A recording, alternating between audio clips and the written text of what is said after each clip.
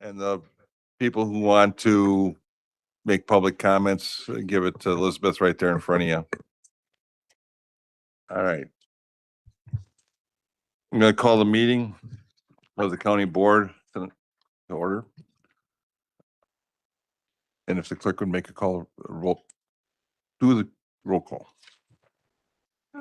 Supervisors Nielsen and Preisker are excused this evening. We are still awaiting Supervisors Shakur and Hopkins, and everyone else is in the chambers.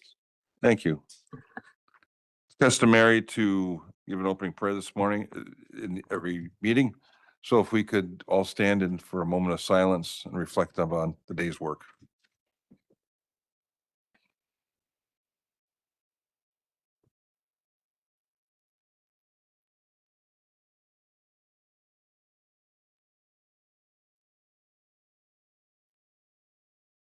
Now the pledge. I pledge allegiance to the flag of the United States of America and to the republic for which it stands, one nation, under God, indivisible, with liberty and justice for all.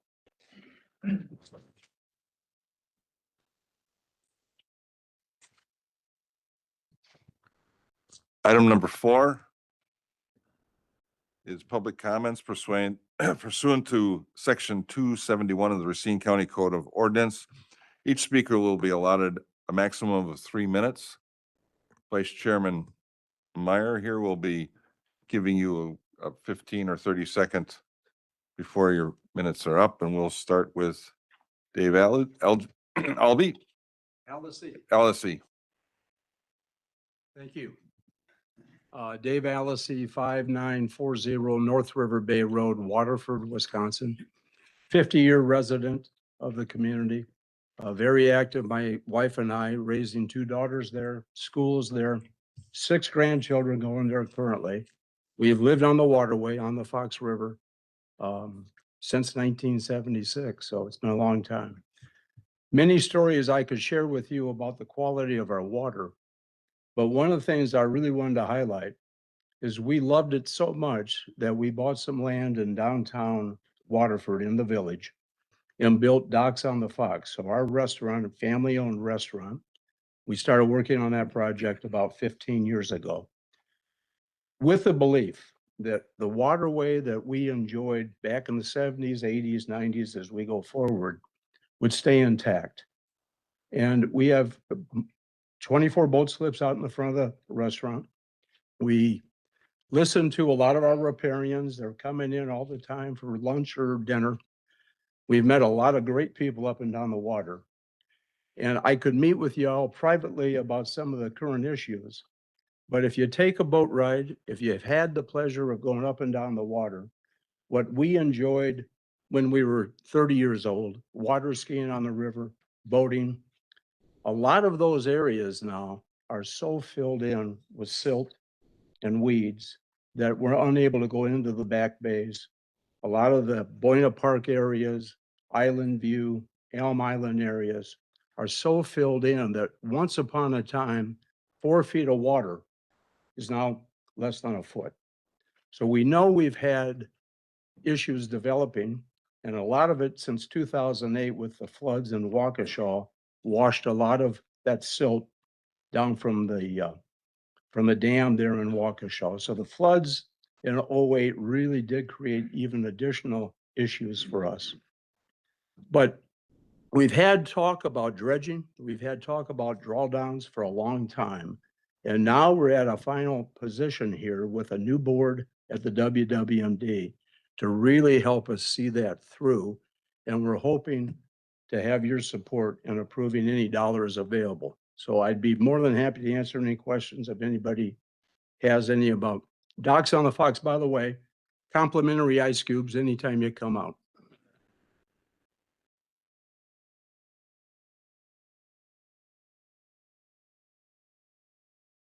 Grant Horse.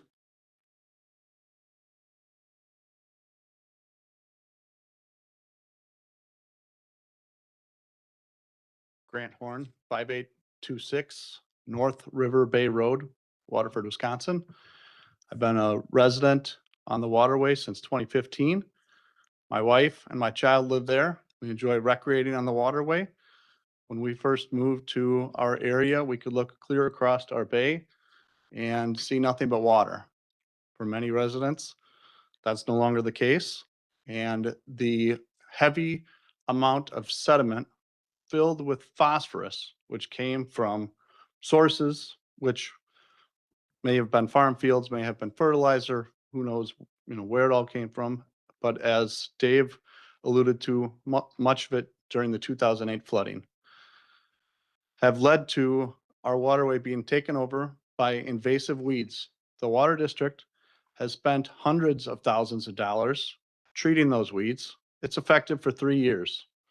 Those hundreds of thousands of dollars are putting chemicals on our waterway. I think we would all agree we'd rather not put chemicals on the waterway. Rather, we remove chemicals from the waterway. Chemicals that include phosphorus. Phosphorus is a primary ingredient in a lot of fertilizers.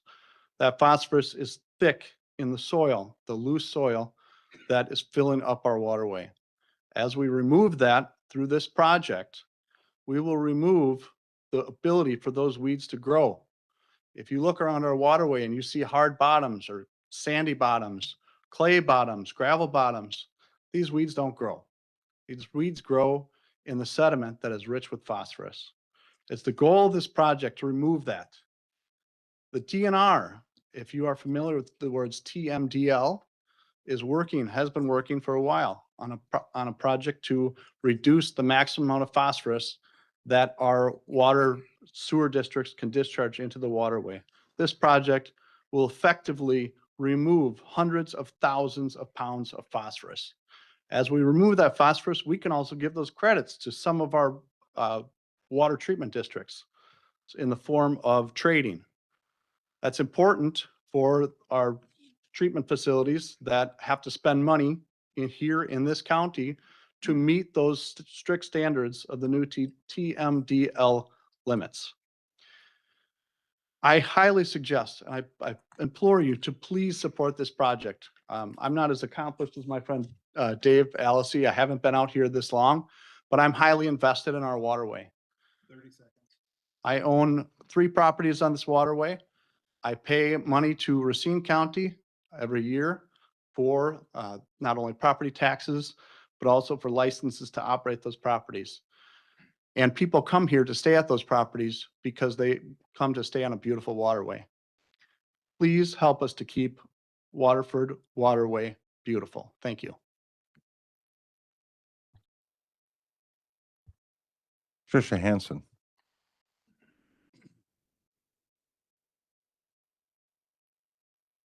I wrote my comments down because I tend to get passionate and forget things. So I have copies if anyone wants them. Dear Chairman Kramer and members of the county board, you know me. You know who I am, and you know that I'm a conservative when it comes to spending. It's a rare budget that I bring to you that has extra spending in that aren't absolutely necessary. And 2027 is going to be no different. But I'm a lake user. I have been my whole life. I'm really lucky. And now I'm a riparian owner. My favorite pastime is to be on the Waterford Waterway Management District. And each year, thousands of people enjoy this same waterway because I'm there and I see them, residents and non-residents alike. And it's a gem because it's one of the free waterways in our county. You can access it for free. And I came here on May 26th to give you somewhat of a heads up as to what I wanted you to think about before tonight. And earlier this year, the Waterford Management District made this request to you for $1 million. And Chairman Kramer brought this request forward to FHR on May 20th. It was $750,000 in the request. And Chairman Kramer wasn't there to explain why. And we heard it had something to do with overages from the Horlick Dam project, but no details. However, I'm asking you today to amend that motion, to amend FHR's motion for $600,000, and I'll get to that number in a minute, and to grant the entire $1 million that's left in the Monsanto fund. Ask yourselves, what are the differences between these two water management districts? I have a whole list of them in my letter, but I'm not going to go into them because I have 3 minutes. I know what my closing argument means. There are differences in the projects. We already spend countless dollars every year to fund the Fisher Park and its amenities. It never runs in the black. So the county already supplements the town of Burlington there. We can't tell you how many people use our waterway because nobody gets charged to put their boat on our waterway. And it's not just Michigan Lake we're talking about here, a finite amount of people in a finite space. We're talking about the Fox River. There's 21 miles of Fox River between Waukesha and Kenosha and Racine County. We improved the waterway for Waterford, for Rochester, the city and town of Burlington. We provide a wider variety of uses. I dare you to drive or to paddle a kayak around midday on a weekend on Browns Lake. But you can do that on the Fox River because we have a conservancy for natural wildlife. We also have more extensive fishing and more extensive hunting because of the variety of our waterway and the length. And when this issue came up with County Executive Roanhouse about how to spend Monsanto funds, that was a difficult time for Racine County. It was the summer of 2024 and we were all grieving. I participated in some discussions about the budget, and the two things I said we had to give up that day for the ice rink, which I didn't like doing, but it was true, and the Burlington request for dredging money. That didn't get included in the budget that was ultimately presented by the cabinet and the county executive. In that very year, on January 16th of 24, you all accepted $2.1 million from the Monsanto settlement. On April 4th, you allocated $400,000 towards the Horlick Dam demolition. Nobody mentioned, I listened to all these meetings today. Nobody mentioned the Monsanto money that was to be used for water. On July 23rd, you voted to appropriate $32.5 million in borrowing for Reef Point Marina. And in that plan are cleaning up water tanks or gas tanks, excuse me. Nobody mentioned $2.1 in Monsanto money that the county could have used. And on September 10th, this very board then approved the $1.1 million to Burlington. On April 4th, the Horlick Dam was a unanimous vote, and not one member at the time asked about alternate funding. On July 23rd, no staff member, no board member, nobody asked about money from Monsanto, even though you'd all just approved taking it. And again, on September 10th, it was Supervisor Trottier who brought the motion to Browns Lake, and his comments were, I have nothing but praise for the importance of our lakes. Why can't we make that same offer to Waterford? Now he says the Monsanto money is left too lean. Too lean for what? It never had a plan. There was much discussion about saving it and using it for the interest for projects every year and how that was a bad idea and we should spend it to get the most bang for our buck. 30 seconds, please. Supervisor Miller commented that day on what a valuable resource Browns Lake was and his childhood memories of going there. I have the same of going to the Waterford Waterway Management District. Supervisor Ekman, who's no longer with us on this board, at that time wanted to use levy funds to support the Burlington dredging project. I would never ask you to do that today. Since then, and Supervisor Wishaw encouraged everyone to vote yes for the Burlington project at 1.1 million. Since then, we've passed the sales tax, and at the May 20th FFHR meeting, I believe we were told that we've exceeded our revenues, exceeded expectations for this year and maybe next year. I'm sorry, time. I'm asking you to consider all these factors tonight. My letter is here. I apologize you didn't have it sooner. I've been putting out fires all day. But I'm asking you to restore the $1 million that was the request from Waterford and to fund improvement of this waterway for not only the benefit of Racine County residents, to keep our property values and keep this precious resource we have for everyone to enjoy. Thank you. Brett Machete.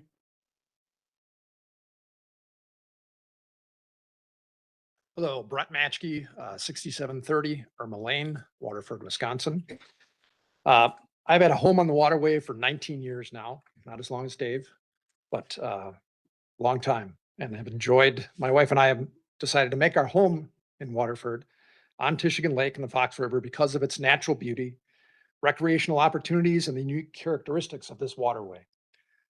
We could have chosen other lakes in southeastern Wisconsin, but this community and the waterway stood out to us. Over the past several years, however, sediment accumulation has significantly impacted many areas of the waterway. The sediment has contributed to a spread of invasive aquatic vegetation, reduced water quality, limiting recreation, and diminishing the beauty that the residents and visitors have enjoyed for generations. While many of the residents understand the need to invest in maintaining and restoring the waterways, the financial burden of addressing these issues should not fall solely upon the property owners who live there.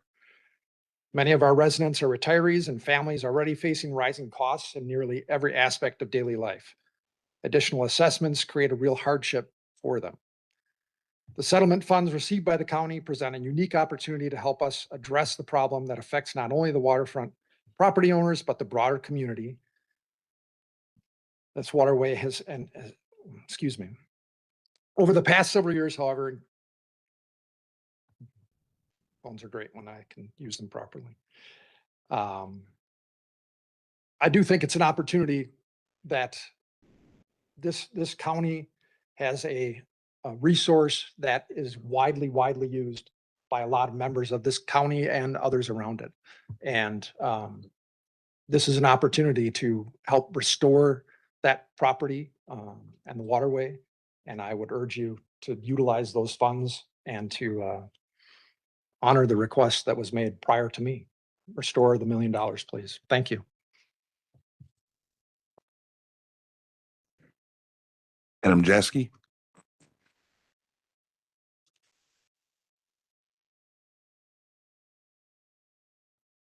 My name is Adam Jaski, 459 Woodfield Circle, Waterford, Wisconsin. I first want to start by saying thank you to Chairman Kramer and all of you county board members for taking this issue seriously and contemplating a decision this evening. I currently serve as the president of the Village of Waterford, and I am here tonight on behalf of almost 6,000 residents that chose to live in Waterford because of the water. Water is in our name after all. So I think it is only important that we focus on the quality of our water. I represent far fewer riparian owners than the town of Waterford, but I pride myself on the bigger picture, kind of a one Waterford, the greater Waterford area. We have almost 12,000 individuals that live in our community. And the big reason they are there is the quality of life. And the quality of the waterway in our area has drastically diminished and has not been taken care of and approached the correct way. My children enjoy the waterway. They fish in the waterway. It is one of the most pristine and probably underrated fishing areas in the entire state of Wisconsin, much less southeastern Wisconsin. I kind of have a little bit of a different angle here. I am not a riparian owner. I live on a modest little lot in the village of Waterford, but I understand the value of taking care of our waterways. And we need to be serious about addressing this issue. We have phenomenal leadership in the town of Waterford, the village of Waterford, and on the WWMD. There has been a reset in that leadership the last year, and these communities have been working together, something they historically have not done well. We are going to continue to do that no matter the amount that is awarded, if any amount. We need to lead by showing we can work together and make hard decisions. And I know this is a hard decision for all of you. I ask that any amount you consider is greatly appreciated. I ask you to consider the initial ask of $1 million. Myself and leadership at the town and leadership on WWMD are working at an expedient pace behind the scenes to work on ways to make our waterway even more inclusive to all the residents in the greater Waterford area. There are many residents that don't have access to the water for a variety of reasons, and we want to try to improve that. The amount that you would award would only help in achieving that. 30 seconds. I will close in saying again, I am here as the president of the Village of Waterford in title, but I'm truly here as a resident of the Village of Waterford, a resident of the greater Waterford area, and a resident of Racine County. And I feel that we have a grand opportunity tonight here with your leadership to do the right thing and restore the ask to $1 million to help this project go forward. Thank you. Thank you. Luke Francis. Francois. Please. Good evening. I'm Luke Francois at 5853 Riverside Road in Waterford, Wisconsin. Chairman, members of the board, thank you for the opportunity to address you today.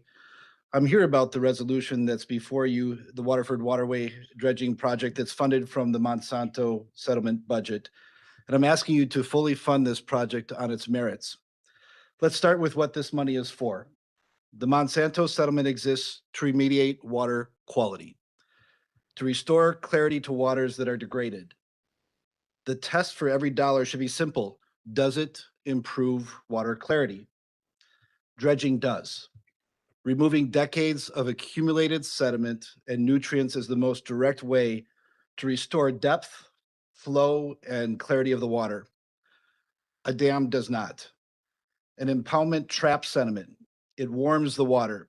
It slows the circulation, the very conditions that feed algae and cloud a lake. Spend clarity dollars on a dam, and we spend against the purpose of the fund. Now consider who this serves. The Waterford Waterway Management District is a chartered unit of government managing over 1,100 acres. Tishigan Lake, the Fox River, Buena Lake, Waterford Lake, representing more than 1,000 riparian owners. When considering the Horlick Dam on public benefit per dollar, this is not even a close call. So why did this request fall from the 1 million to $750,000? Not because the need shrank, not because the cost changed. It fell because of the pressure to redirect the money toward the Horlick Dam. It fell because a project that has already received support was given a decision driven by politics rather than stewardship. And here's the risk to the board. The moment that we decide that Water Clarity Fund can pay for whatever water adjacent project, we've erased the restriction and every future fund's purpose becomes negotiable. When a donor, an auditor, or a resident asks why settlement money meant for water quality paid for a dam, there is no good answer. The defensible choice is to honor the purpose. I'm not saying the Horlick Dam has no value. I'm saying this fund isn't the right source for it. If the board wants to support the Horlick Dam, do it with a fund whose purpose fits. And the Monsanto money, do the one job it was set aside to do. Thank you. Thank you. Tom Markowski.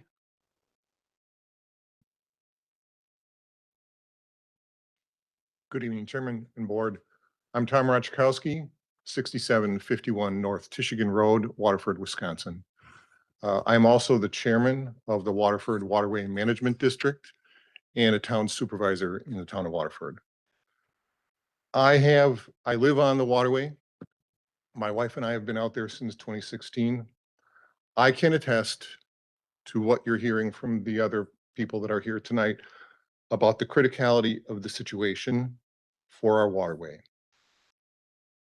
I'm here to ask for a partnership. This is a big project. It was alluded to earlier that the Waterford Waterway Management District has been trying to crack the nut and address this critical concern for years, largely on its own by itself. That cannot happen. In order to accomplish a project of this magnitude, it requires partnership from different entities that have a stake in the game. And Racine County, in my opinion, is one of those. I am here as chairman of the Waterford Waterway Management District, seeking your partnership, contribution, support to improve our county and one of the critical environmental resources and economic engines of that county. I'm not asking you to do it alone. We're working with the town of Waterford As Adam just said, we're working with the Village of Waterford. We're working with the Wisconsin DNR. All of them critical stakeholders in preserving what was once, as Mr. Allesey said, an absolutely pristine and beautiful ecological and recreational environment. It's still heavily used. It still is one of those key areas in the county that drives economic growth and development and influx of dollars into this county. It is a gem, but it's in trouble. And we're looking for help to save it. And I believe that you have the opportunity tonight to make a decision that shows Racine County's stake in this partnership. And I ask you to please do that. Thank you. Thank you. Are there any further comments? Okay, seeing none. We're gonna move on to item number 5. And this is an overview of the Wisconsin Open Meeting Law by Sarah Kidd from Corp Council. Thank you.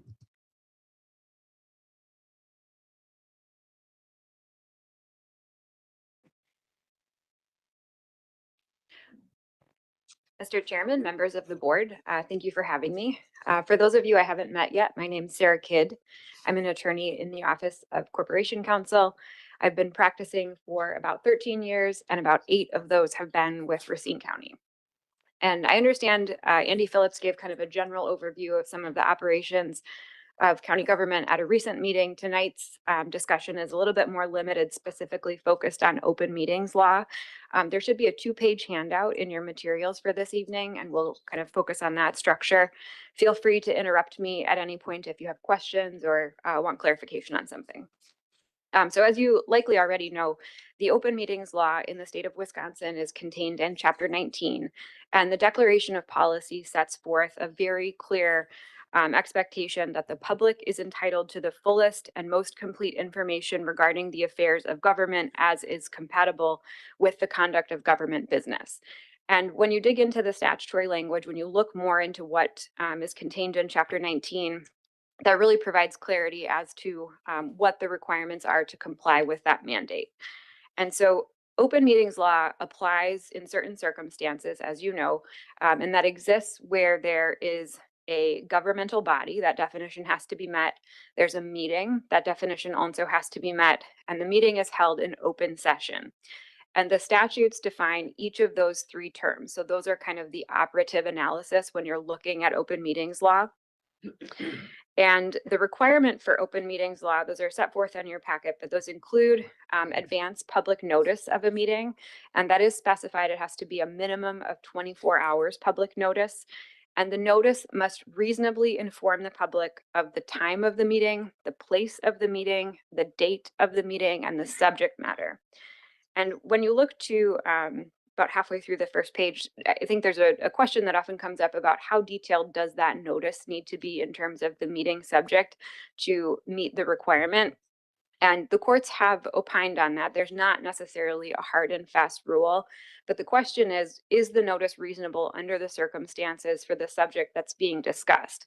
And so the question is going to be, the operative question is, does the public have meaningful notice and a meaningful opportunity to participate and understand what is actually going to be discussed by the board or its subcommittee? The second requirement is that all business is conducted in open session unless there's an exemption that applies and allows the meeting to be held in closed session. And the requirements that exist for when closed session can be conducted, so when members of the public may be excluded from a discussion being held by a government body, are both specified by statute and very limited. And so if there was as you know, if there was a closed session to be held, that would need to be noticed on the agenda for the meeting. It would need to specify the subject that was going to be discussed in closed session in terms of the type of the item of business, and the board or the committee or board would need to go through the exact subsection at the time that the closed session is being entered. And then finally, Meetings are required to be held in places reasonably accessible to members of the public and shall be open, again, unless there's an exception that applies. And so I'd like to walk through briefly kind of the definitions of governmental body, meeting, and some of the quorum language. So governmental bodies are specified by statute. That definition is included on the paperwork. But I think the takeaway when you're looking at a governmental body is it's very broad. So it can include the board, subcommittees, committees that are created as kind of subsidiaries of that. It talks about councils, departments, public body, corporate, and they can be created in any different manner. And so when you look at how the body that's at issue is created, that can be by the Constitution, by statute, by county ordinance, rule, or order. And when you're analyzing whether something meets the definition of governmental body, you're erring always on the side of public access, that we want a right of public access, a right of public notice. And I think that's reflected in the definition, right? That governmental body is defined pretty broadly. So the next question is, what constitutes a meeting? And there's a definition that's set forth. It's a combination of language from statute, and there's something called the Showers test, which came from language specified by the Wisconsin Supreme Court. So that's a two-part test that you're going to analyze. The first is whether there is a purpose to engage in governmental business, and the second part of the test is whether the number of members present is sufficient to determine the course of action. And a couple follow-up considerations when you're analyzing that Showers test. So there is a rebuttable presumption that if more than one half or more of the members of the governmental body are present, the meeting is presumed to be for purposes of exercising the responsibilities delegated to that body. Keep in mind also, right, in the world where people are communicating by text, by phone, appearing virtually, communicating by email, by video meetings, I mean, truly there are endless possibilities for how people are engaging with each other.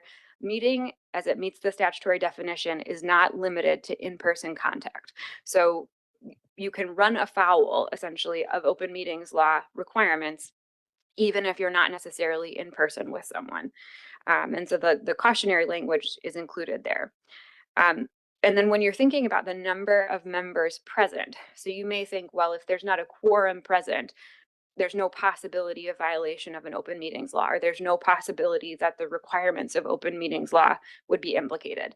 And that's not the way that it plays out. As you have probably heard both of negative quorums and walking quorums. So a negative quorum is when there is the presence of a number of members that is less than a quorum, or less than half of the body at issue.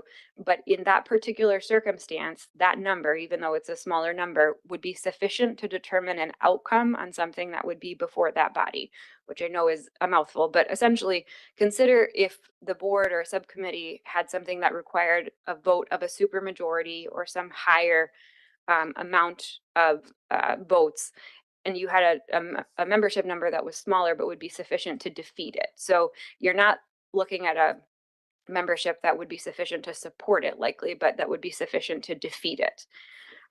More commonly seen, or more commonly probably talked about, is a walking quorum. And so you may think, again, if there is no group of people, for example, that's sufficient to be a quorum in one place, there's no possibility of implicating open meetings law.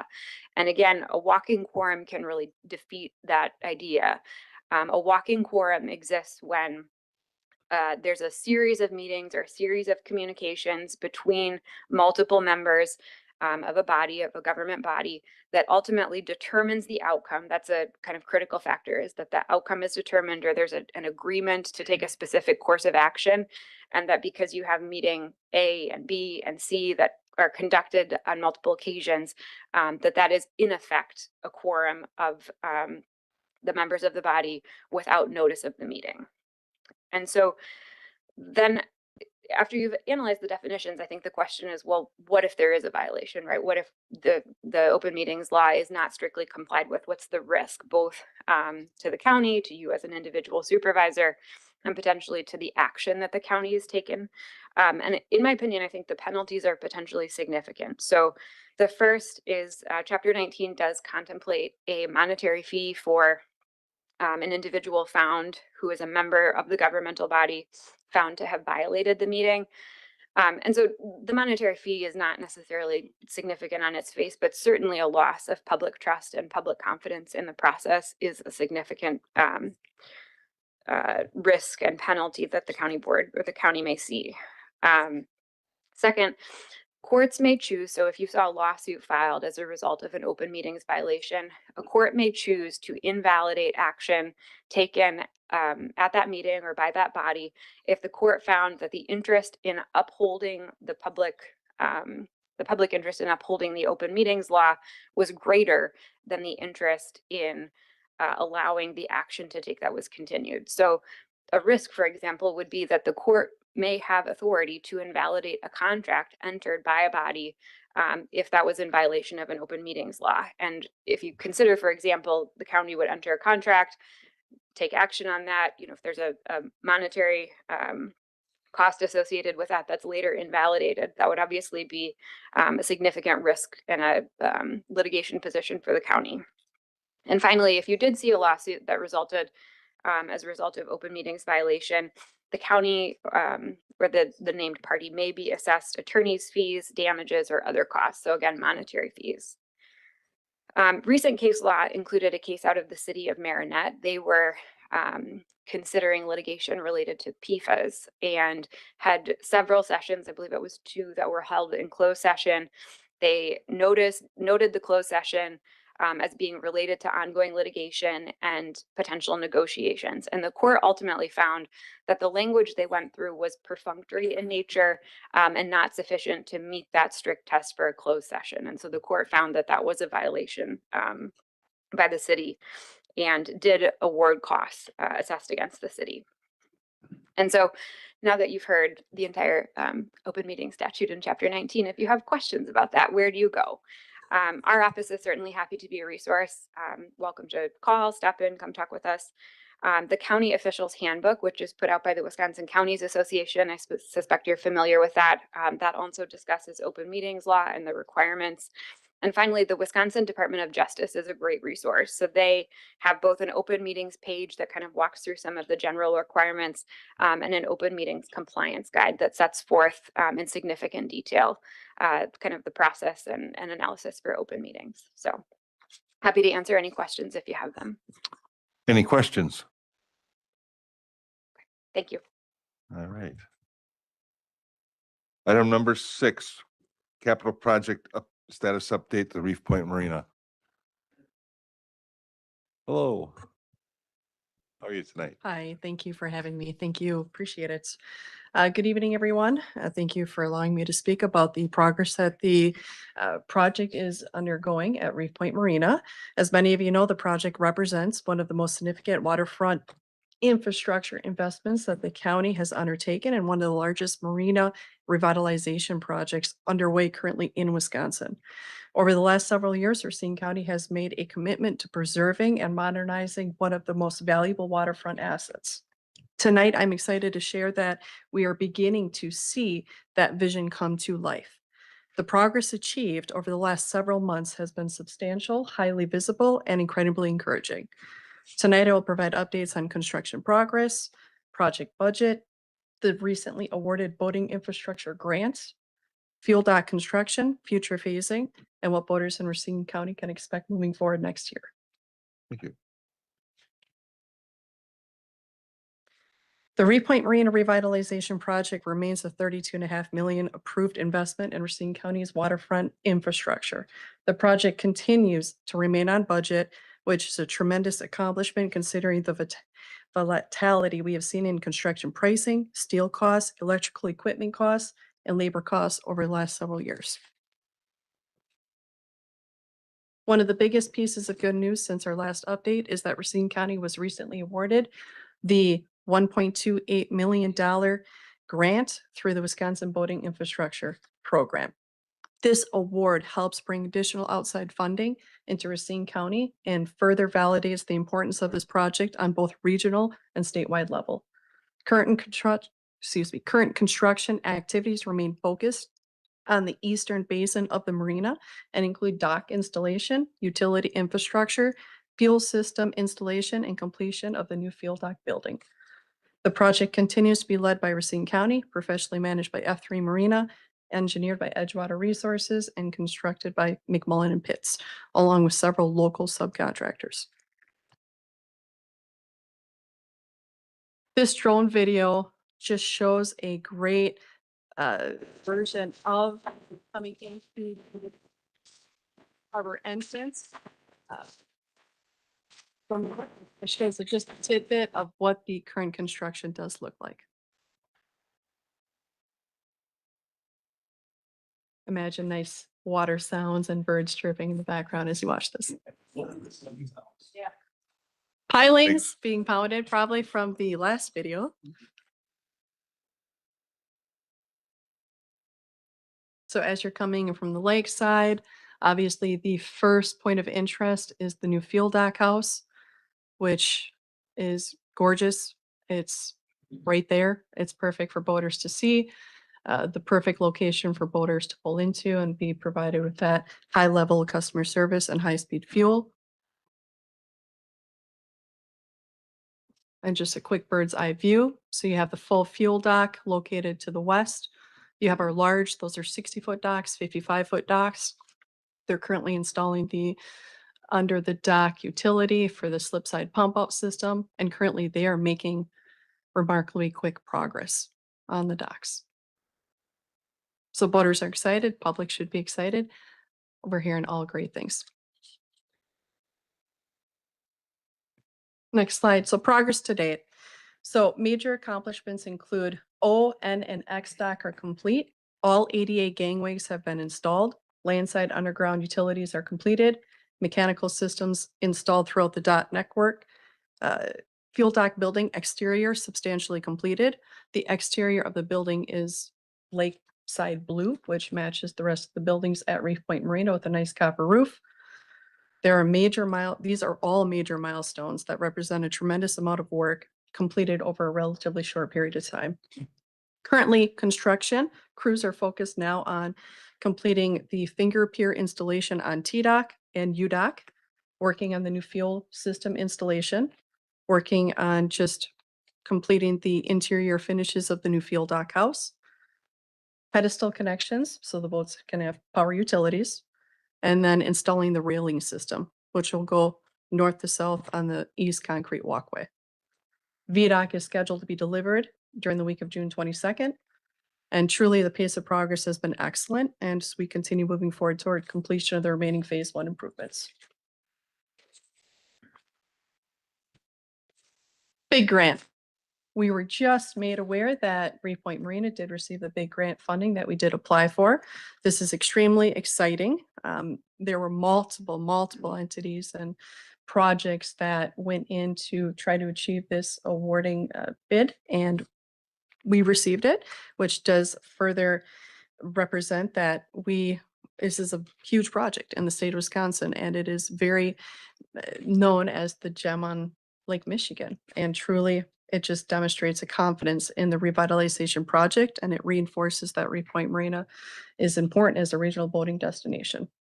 At this time, F3 Marina and Edgewater Resources is recommending, though, that these grant funds just remain with the overall project budget. Truly, it is a bonus, as we all discussed, and it is an additional that can be taken off the 32.5 million over the top because it is being put into the funding. But truly, with given ongoing ups and downs in construction material pricing, particularly steel, electrical equipment, and other specialty marine infrastructure components, maintaining these funds within the project helps strengthen our contingency position and provides flexibility as future phases move forward.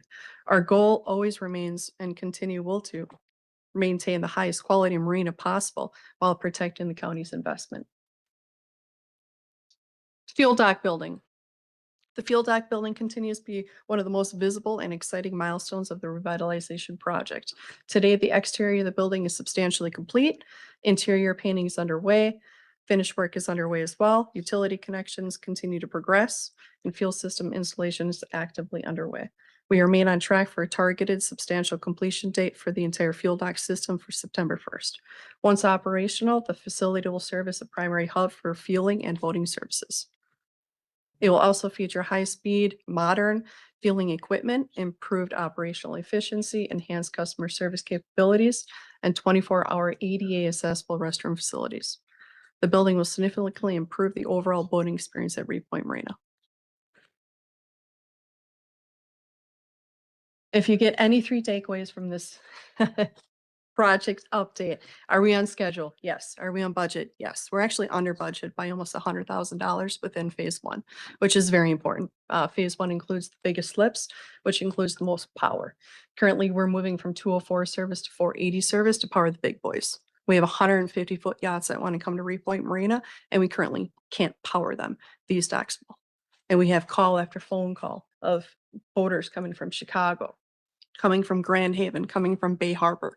They're coming, and they are so excited about the revitalization and the improvements that Reef Point Marina is undergoing, not only because of the services and amenities that the marina provides, but also what the downtown Racine community provides as well. Within walking distance of numerous restaurants, shops, we are truly a destination on Lake Michigan, and they come from afar. But now we can finally accommodate their needs too. We'll have the power, we'll have the slip side pump out, we'll have the services that can really take these boats, which will continue making us a landmark and a gem on Lake Michigan. So budget update, as I had alluded, we are under budget. We're looking at about $86,000 under the approved $32.5 million budget with, and that's not including the 1.2 that we were awarded for the big grant. So we're moving forward efficiently and effectively and under budget. What does 2027 look like?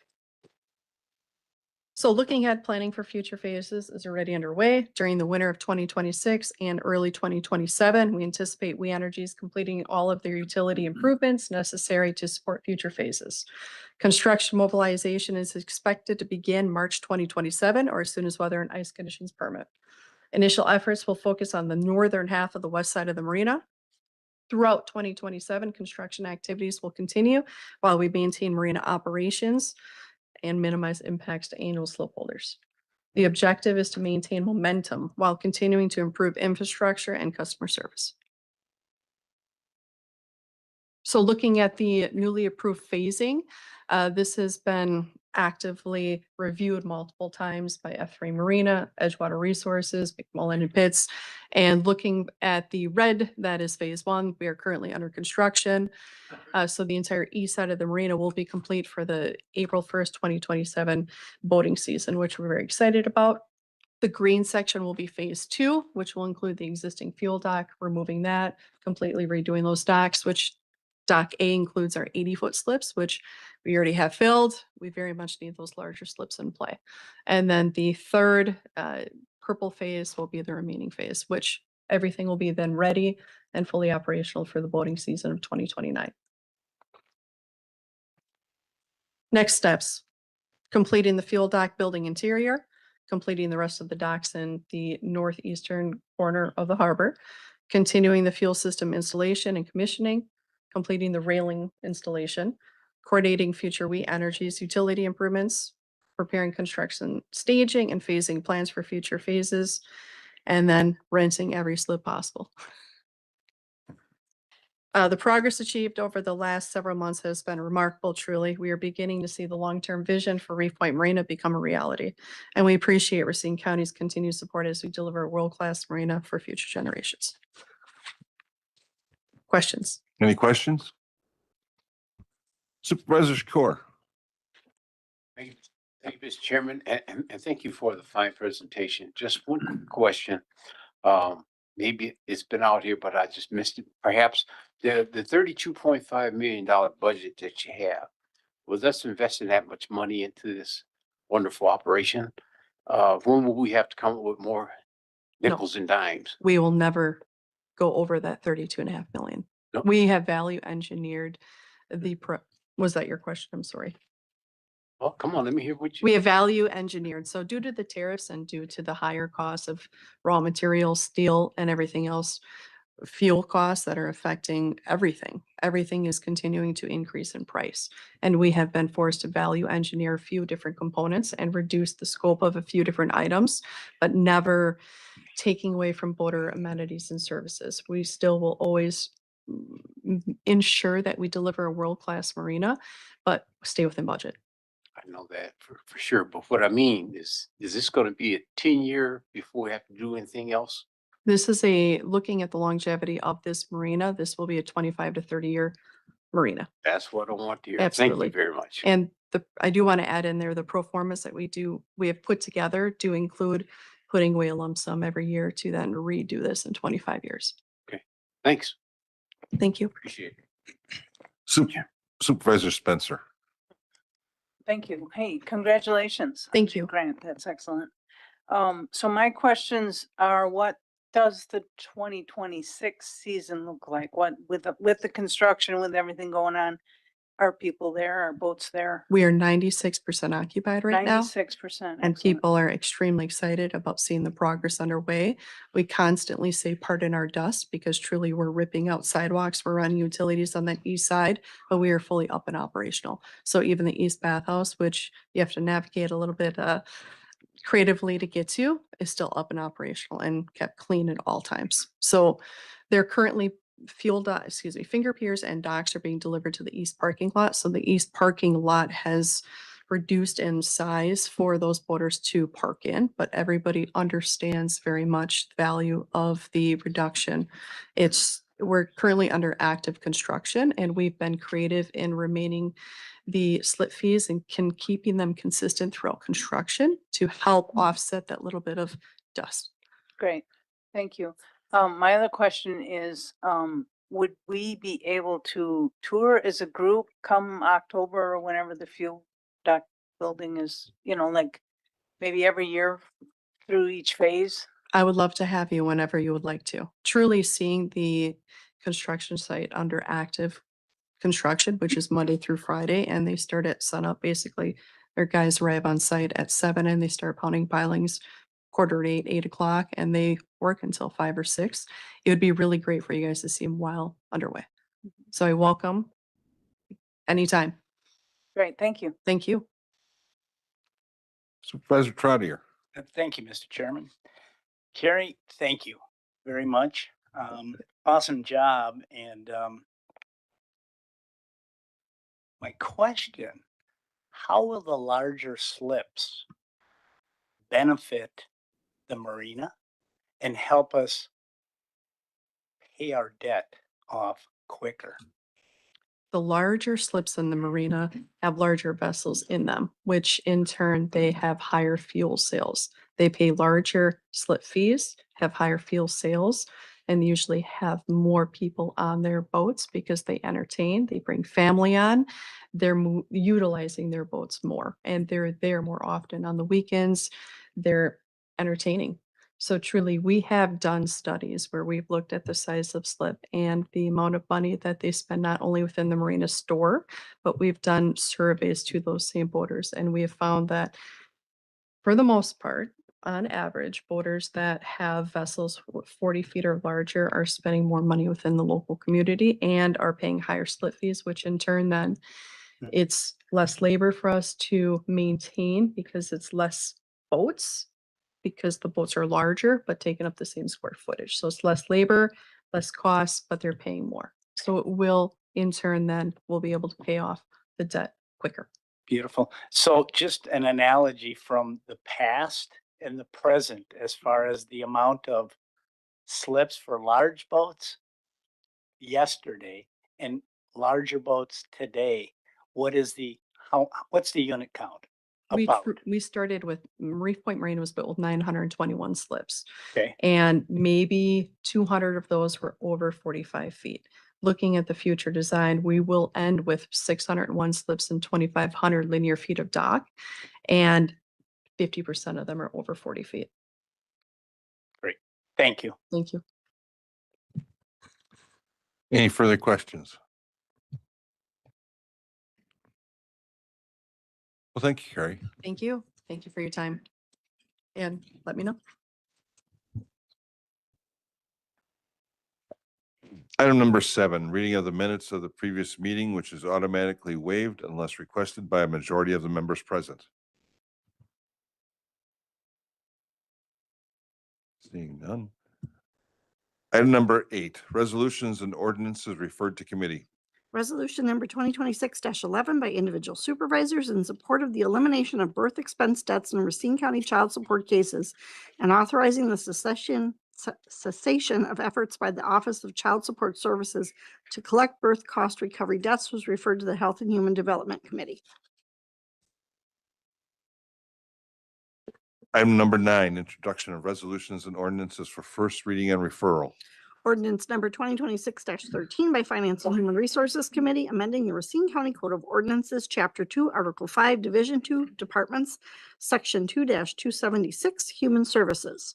Resolution number 2026-14 by Finance and Human Resources Committee, authorizing a memorandum of understanding with the Continuum of Care for the City and County of Racine, Homelessness and Housing Alliance of Racine County, designating Racine County as the collaborative applicant to effectively plan and manage coordinated homeless assistance resources, acceptance and transfer of U.S. Department of Housing and Urban Development funding allocated for the Racine Continuum of Care in an amount not less than $200,000, and creation of one FTE Continuum of Care coordinator position. Resolution number 2026-15 by Finance and Human Resources Committee, authorizing a temporary agreement with the Village of Yorkville for police services for a revenue total of $4,716. And resolution number 2026-16 by Finance and Human Resources Committee, authorizing the creation of one FTE Crisis Supervisor BE 45 effective June 26, 2026, and transfer of $60,154 within the Human Services 2026 budget. Item number 10, communications and claims. One moment.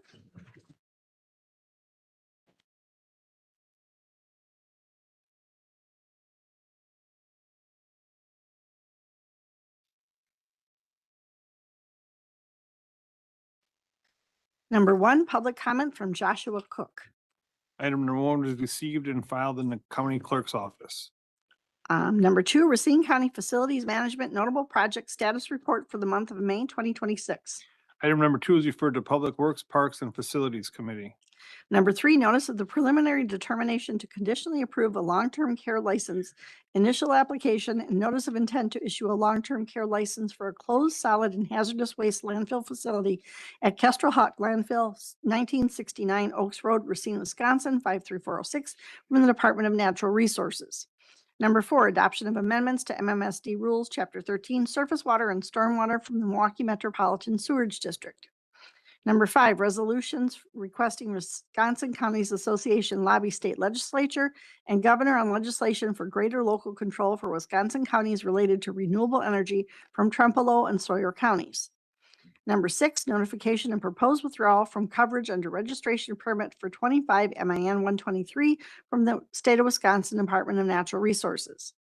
Number 7, resolution setting forth and adopting the relocation order of the Village of Union Grove affecting property located within the village located at 1400 8th Avenue, 814 High Street, and 830 High Street related to the 8th Avenue High Street Road reconstruction project from the Village of Union Grove.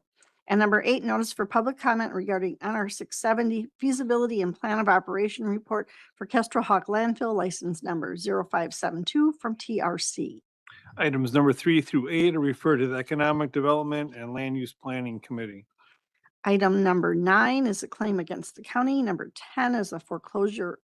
10 and 11 are foreclosures, and items number 12 through 33 are notifications from the United States Bankruptcy Court. So items number 9 through 33 are referred to the Finance and Human Resources Committee and Corporation Council. Are there any requests for copies? Supervisor Wishaw.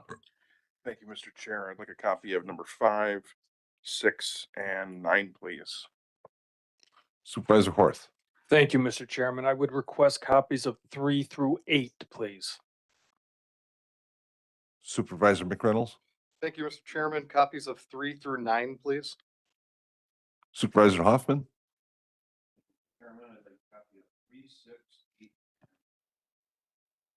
Supervisor Spencer. Supervisor Rossi. Supervisor Osterman, 358, please. Supervisor Secor, 3 and 5. Thank you, Mr. Chairman. Supervisor Caprellian, 3, 4, 6, please. Supervisor Trotter, Thank you, Mr. Chairman. 3, 5, and 8. Supervisor Coleman, I could try 8 and 9, please. Vice Chair. Thank you. Thank you, Mr. Chairman. 5, 7, and 9, please. Now Chairman. Supervisor Miller. Thank you. 3 and 8, please. Now we'll take 3, 8, and 9, please. Supervisor Spencer, Could you add number 8 to mine, please? Thank you. is there any other requests out there? Seeing none, we'll move on. Communications from the county executive. Report number 2026-21 by County Executive making a recommendation for an appointment to the Racine Board of Harbor Commissioners was referred to the Public Works, Parks and Facilities Committee. Supervisor Rossi, Thank you, Chairman. We have not taken that one up. We're gonna take it up Thursday. okay.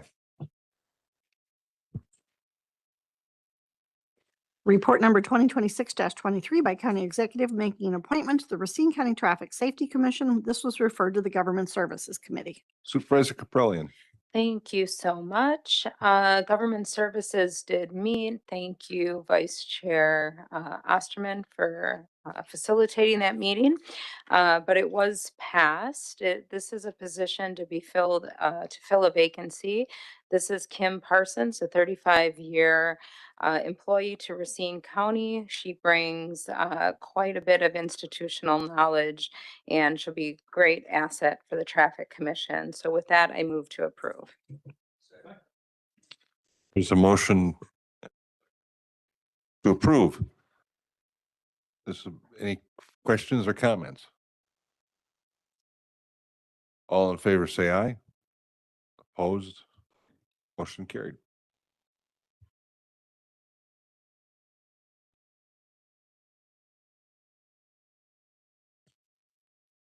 Number 12, communications from the county board chair.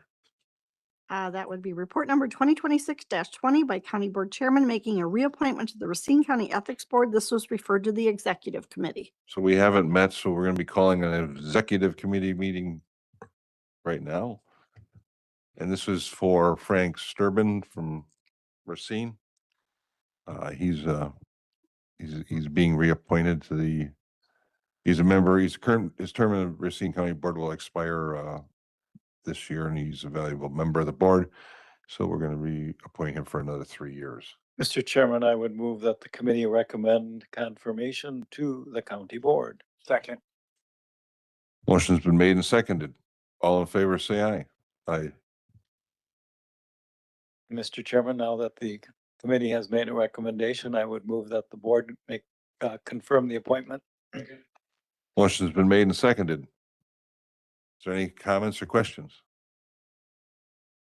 All in favor, say aye. Motion is carried.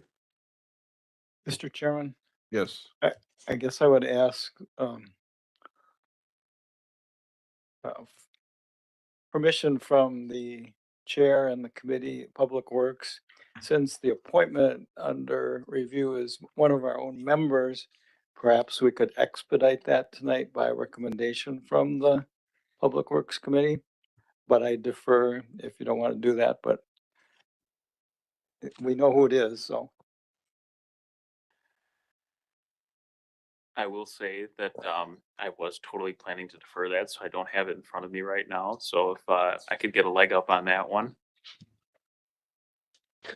Here it comes. Thank you, Supervisor Miller.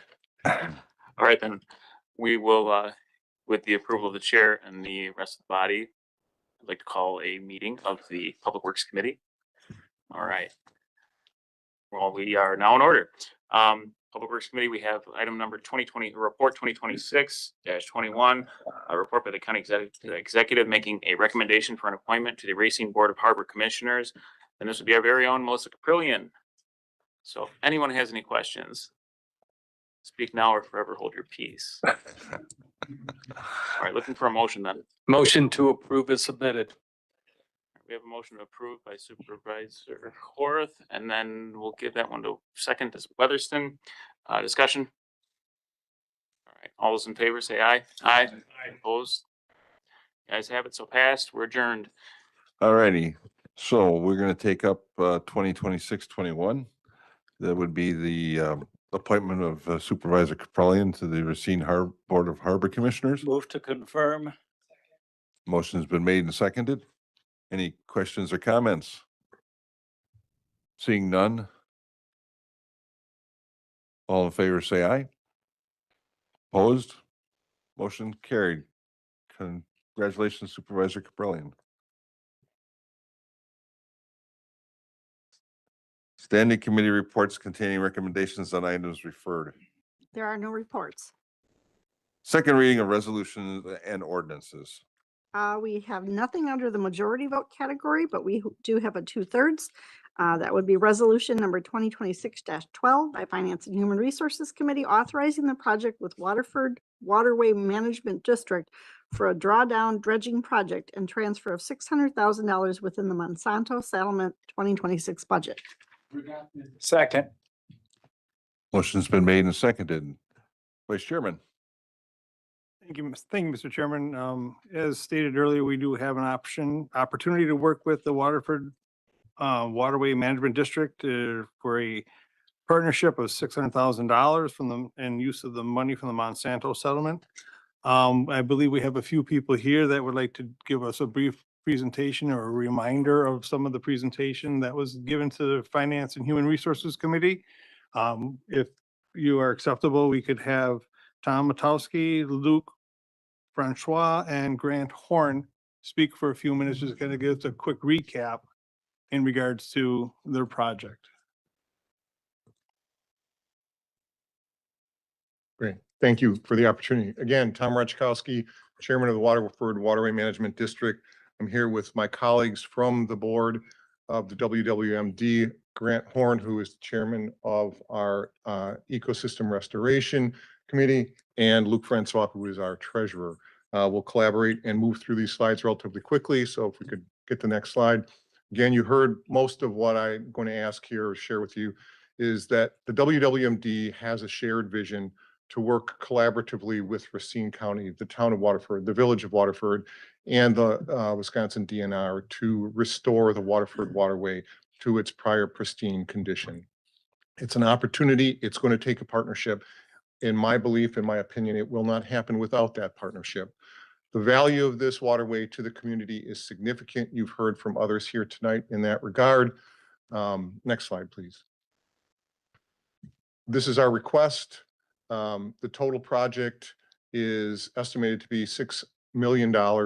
This is a multi-year drawdown dredging project that will happen in stages, variable based upon weather conditions and conditions being conducive to executing the project, but we're looking to get started this year.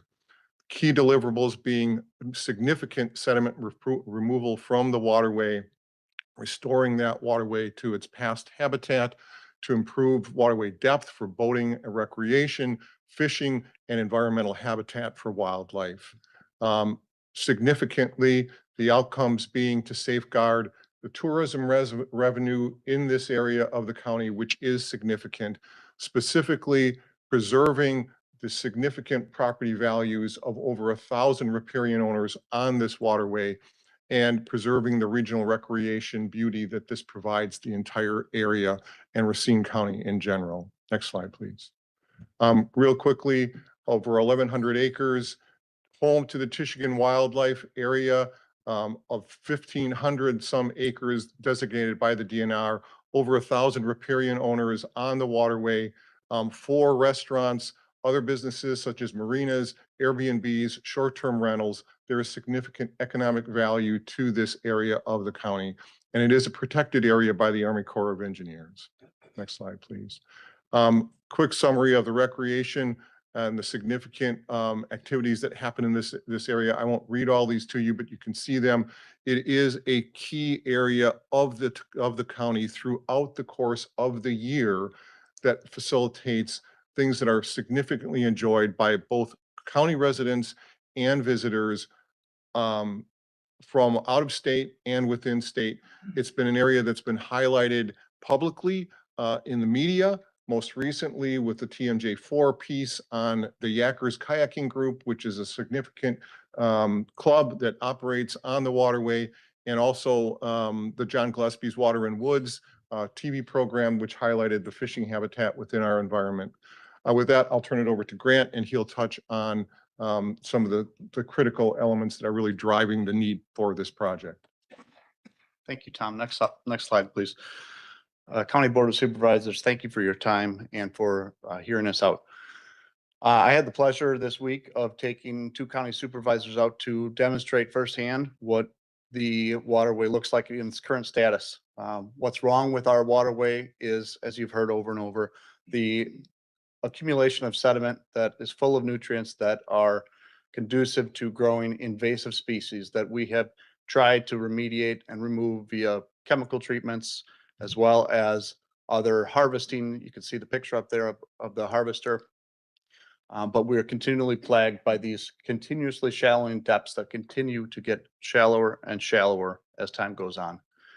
This also leads to algae blooms, which can be poisonous to not only pets, but also humans. And as the water gets shallower and warmer, that increases the likelihood of those blooms and the frequency of those blooms. As the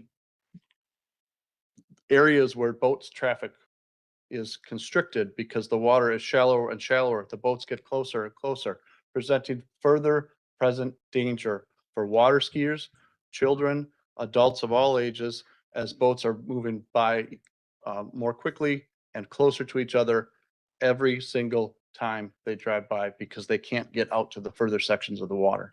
Next slide, please. A lot of our owners, and one of the goals of this project is to allow everyone to be able to use the waterway, not just people who live here, but specifically, a lot of our owners can't get their boats off their piers because the sediment has accumulated and there's so little water between the top of the water and the bottom of their lift. Some areas as little as 6 inches. Next slide, please.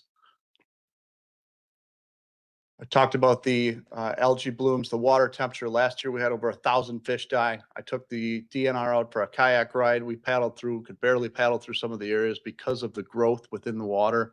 The very next day, we had over 1,000 fish die in the waterway due to warmth, due to lack of oxygen. Lack of oxygen comes from not enough depth. And I spoke to the navigation hazards. Every year that we don't do anything about it, it continues to, it's a vicious cycle. They call it a eutrophic cycle, where all the weeds grow, they die, they don't decompose, and they add up, and it continues to get worse and worse. Next slide, please. So what we propose to do is remove that sediment, specifically the soft sediment that is accumulated significantly in areas where there's less flow of water. We will remove that sediment by drawing down the river. We are in a unique position with a waterway that is dammed. You can't do this in Browns Lake, or Browns Lake would have done the same thing. We're drawing down the river using a dam 5 feet, and then we're going to remove it the most efficient way, the best use of our taxpayer dollars, the best use of these funds that we're requesting. Estimates, I don't want to give exact numbers, but we can save up to 75% on the cost of traditional hydraulic dredging by doing drawdown dredging, using our local contractors, grading companies, backhoes, excavators, and not bringing in work from out of state, which is expensive when it comes to mobilization. I had a company quote me over $1 million to come from out of state to bring their equipment in here. Instead, we'll be using local Racine County grading contractors. This lower cost is because we don't have to excavate it from the top and pump it miles like they're doing in Burlington. And it will impact these high sediment zones that you can see highlighted in red on the map here. Next slide, please. The DNR acknowledges that this needs to happen. The DNR is working on this to happen. I just authorized $17,000 worth of CAD drafting fees yesterday for the project, for the presentation or the necessary construction documents to the DNR that are needed for the permitting. The NR 347.05 is the first step, or was the first step to applying for the dredging permit. So the DNR has that. Once they receive these documents that our engineers, Baxter and Woodman, are currently working on, we'll be able to take that next step. And we are currently awaiting some communication from the DNR in the next week as we speak. Next slide, please. Baxter Woodman is our firm that we are working with. They have been doing drawdown, they have experience in doing drawdown dredging projects, excuse me, and as well as typical hydraulic dredging projects. They are now a fixture in our community. They have a permanent office in the village of Waterford, and they are there to support us through this process. We just began, or we will begin taking sediment samples. I approved that a few weeks ago, and they'll begin taking sediment samples, I believe, this week that are necessary in order to get permit approval. All of these actions that you see on here are currently underway and being done since this presentation was first given. So those are all in process. Next slide, please. Our goal is to remove between 350 and 400,000 cubic yards of sediment. This project cost is approximately $6 million. As an example, and the amount of work that we've put together and the different options that we have looked at in order to make this project affordable for the citizens of not only our riparians, but in general. I have a bid for $8 million to remove 189,000 cubic yards from a traditional hydraulic method. You can see that our cost here by doing it from the drawdown method reduces our cost down to approximately $6 million and allows us to get more sediment. Next slide, please. You can see here our project Gantt chart showing us approximately we are in year one, and we're in that plans and permitting phase that you can see. As my colleague Tom said earlier, this is a 3-year project, so we can't get all that sediment, just like Browns Lake is doing. They can't get it all in 1 year. It will take us 3 years to get this entire thing done. Next slide, please. You see tonight that we have representatives here from the town of Waterford, Tom, and we have representatives from the village of Waterford. We're asking for the help of this county and your support as a team effort to make this happen.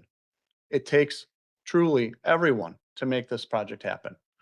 And we hope that it will extend even further beyond Racine County as you've heard previously, that these resources are enjoyed from all over the state. And personally, I see hundreds of visitors come from Chicago and outside of our state and come and spend money in our area because of this waterway. Next slide, please. I'm going to pass it over to Luc Francois and to take it out from here. Okay. Thank you, Luc. Thank you. As you can see, this is a direct investment in the betterment of the waterway. There's so many things that happen. Not only do we restore the sediment back to its predestined days where water is clear again, but it provides a long-term economic and environment benefit to the Racine County area and reduces a lot of the future public costs that will go along with a larger scale project. Next slide, please. So we respectfully request your consideration today of $1 million in the Monsanto funds. In that settlement fund, as I mentioned earlier, is specifically for water clarity. We're asking for simply 1/6 of the total amount of this project. We are covering a large and substantial amount over the next 3 years. And this is a very reasonable ask. And if I would ask, if you found it in your hearts to give more, we have a bigger need yet than the 1 million. And so we ask that you consider funding this original request as it was brought to you, because this is a significant resource for Racine County. It has great benefits to us all and will help us to move this project forward. Next slide. So we want to thank you because this project protects environmental health. It supports our recreation and tourism across the county. It preserves our property values, and it demonstrates that regional partnership that we've been striving for.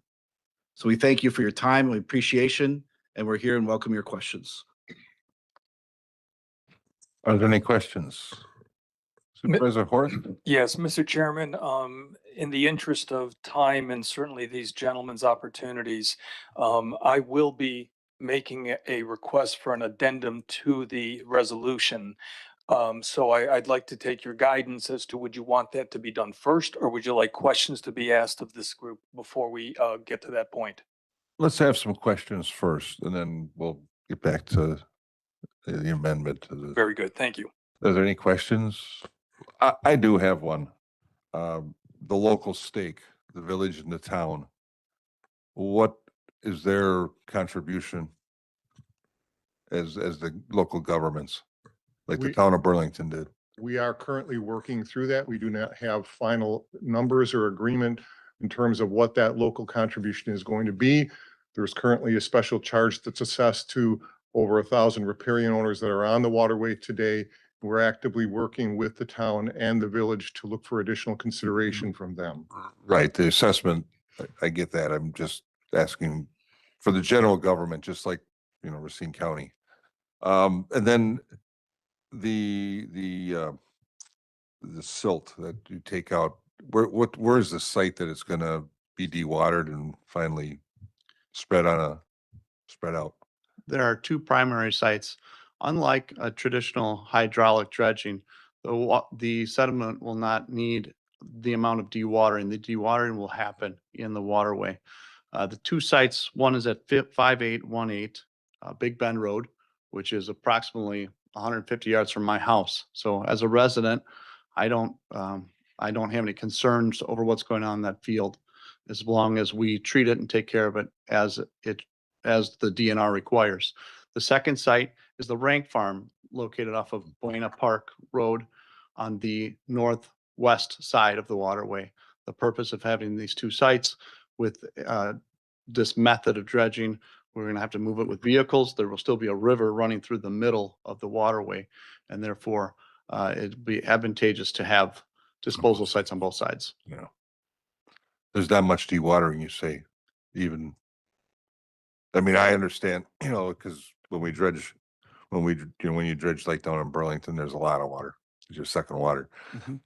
But when they do the canals out in Norway, they do need to have it dewatered. And of course, they are allowed to put the spoils right there, so it goes right back in. So I'm sure the DNR is going to require some kind of silts, catching device, so it doesn't get too far out. Any other further questions here? Supervisor Wishaw? Thank you, Chair.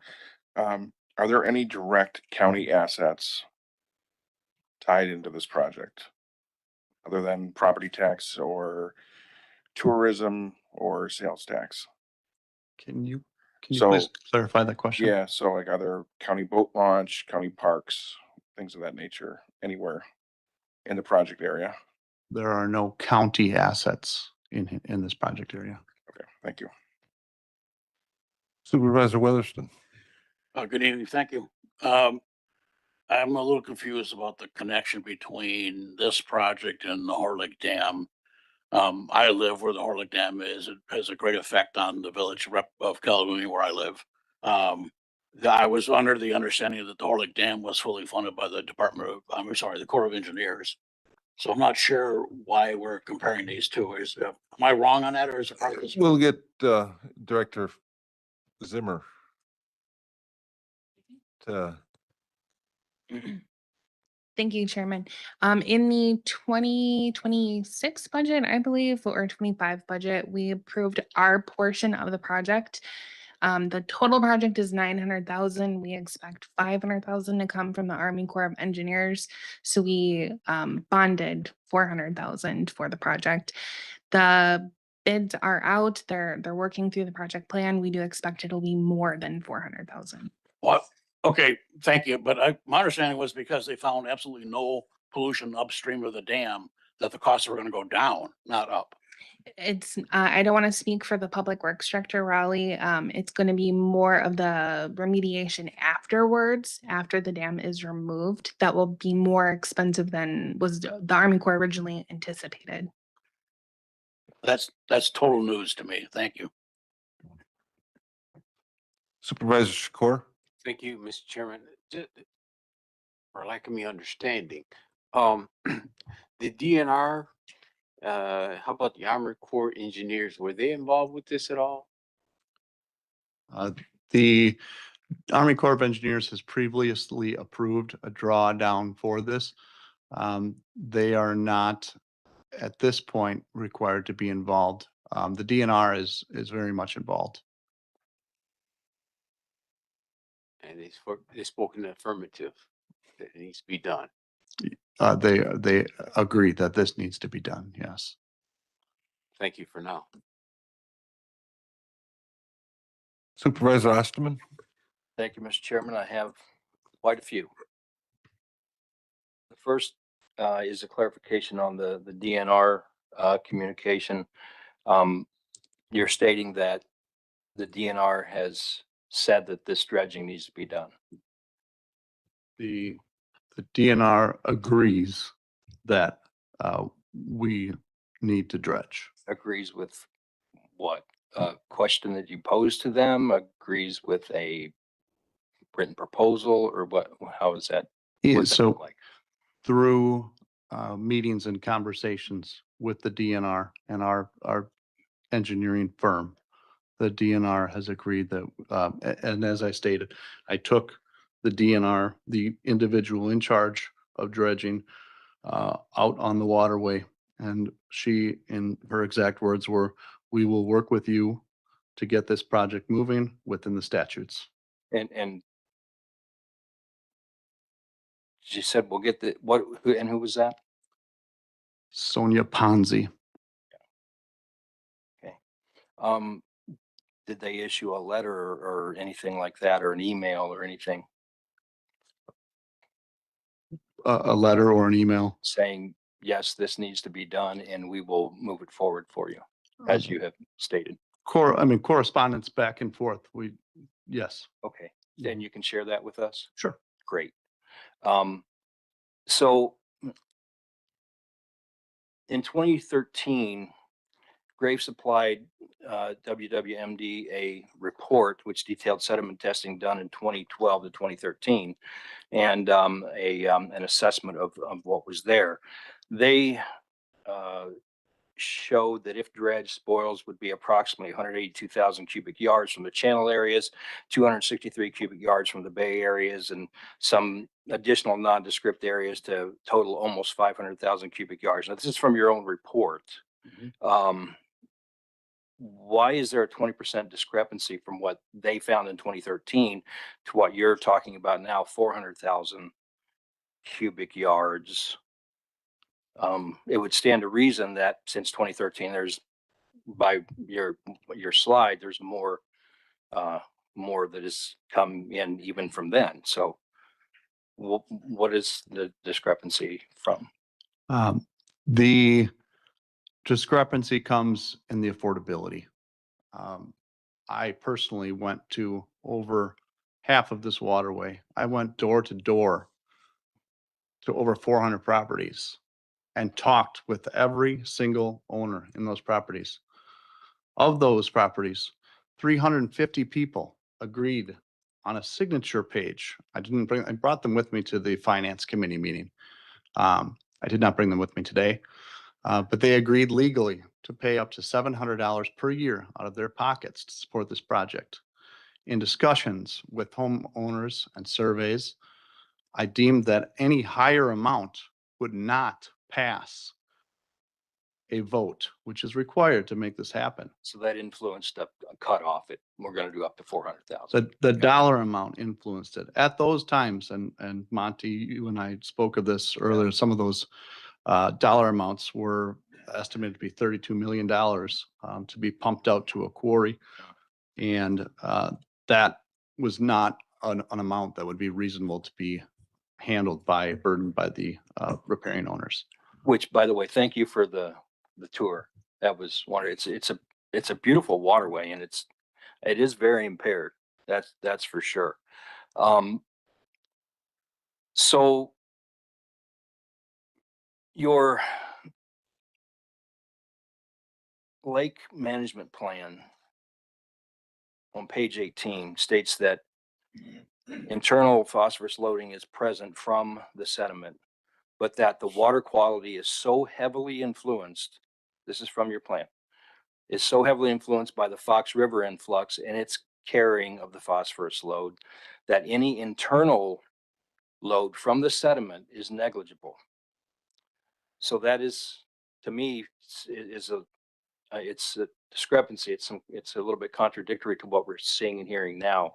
So from your plan, they say that the sediment phosphorus is negligible. It's all coming from the Fox River, and now we hear it differently. So can you square that for me? You said what wasn't negligible? The page 18 of your lake management plan states that the internal phosphorus loading from the sediment is negligible when compared to the heavy influence of phosphorus coming in from the Fox River.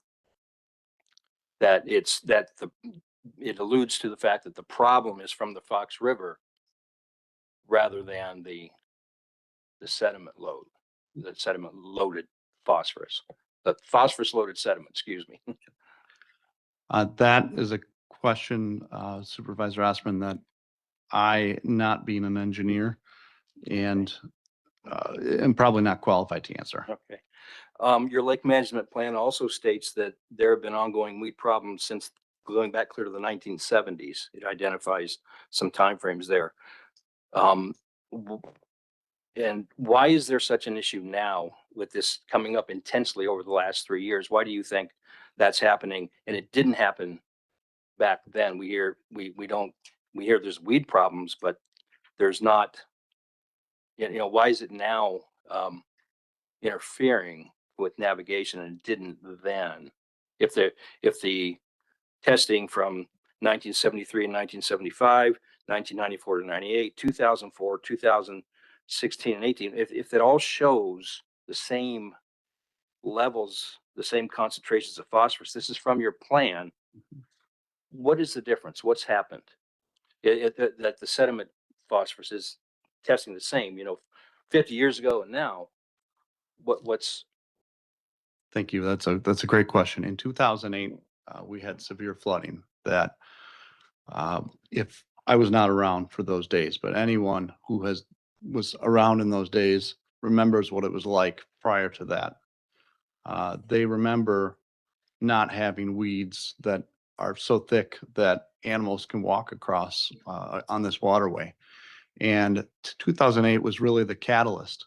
So as it brought those levels of nitrogen, phosphorus, ammonia, whatever you want to call it, into the waterway, and then brought the sediment for those nutrients to live in and to accumulate in, over time, it has gotten worse and worse and worse. And as I said, this eutrophic cycle continues to exacerbate and just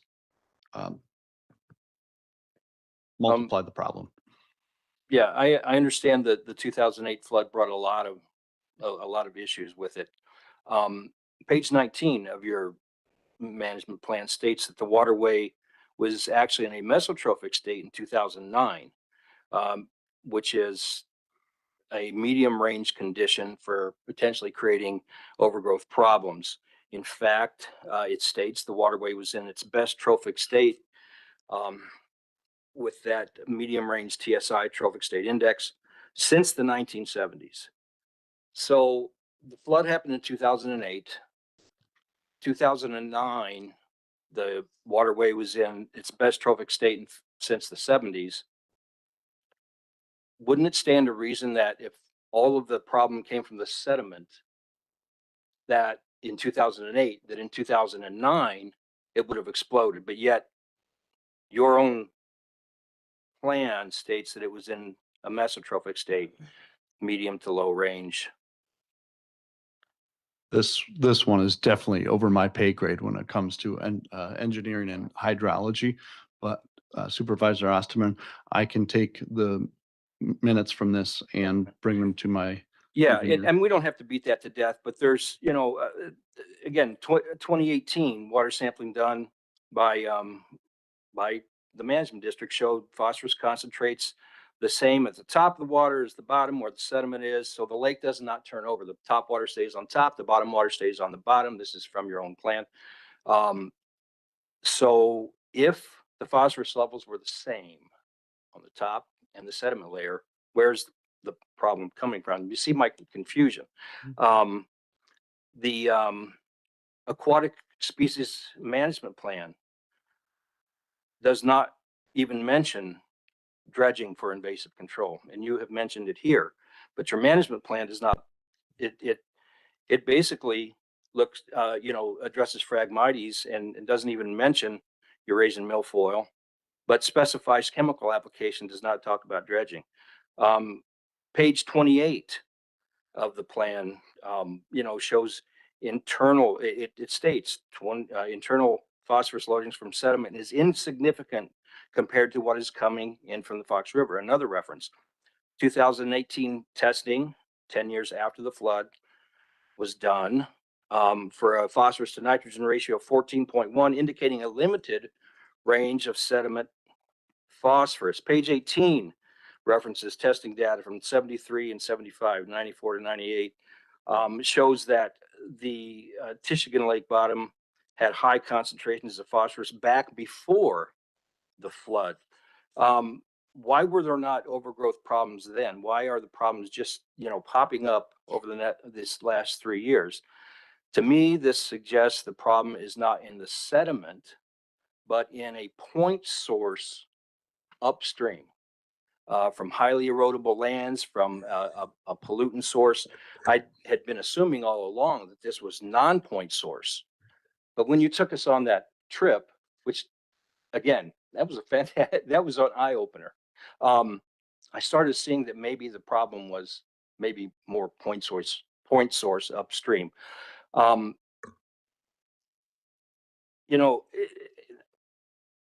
So it gives me questions as to what is the real issue causing this. I have a lot of questions regarding the farm fields. Do you have a written agreement or a letter of intent or anything yet from the farmers, from the producers, where this is going to be spread? As we discussed, and I'm sorry, not everyone's privy to that conversation.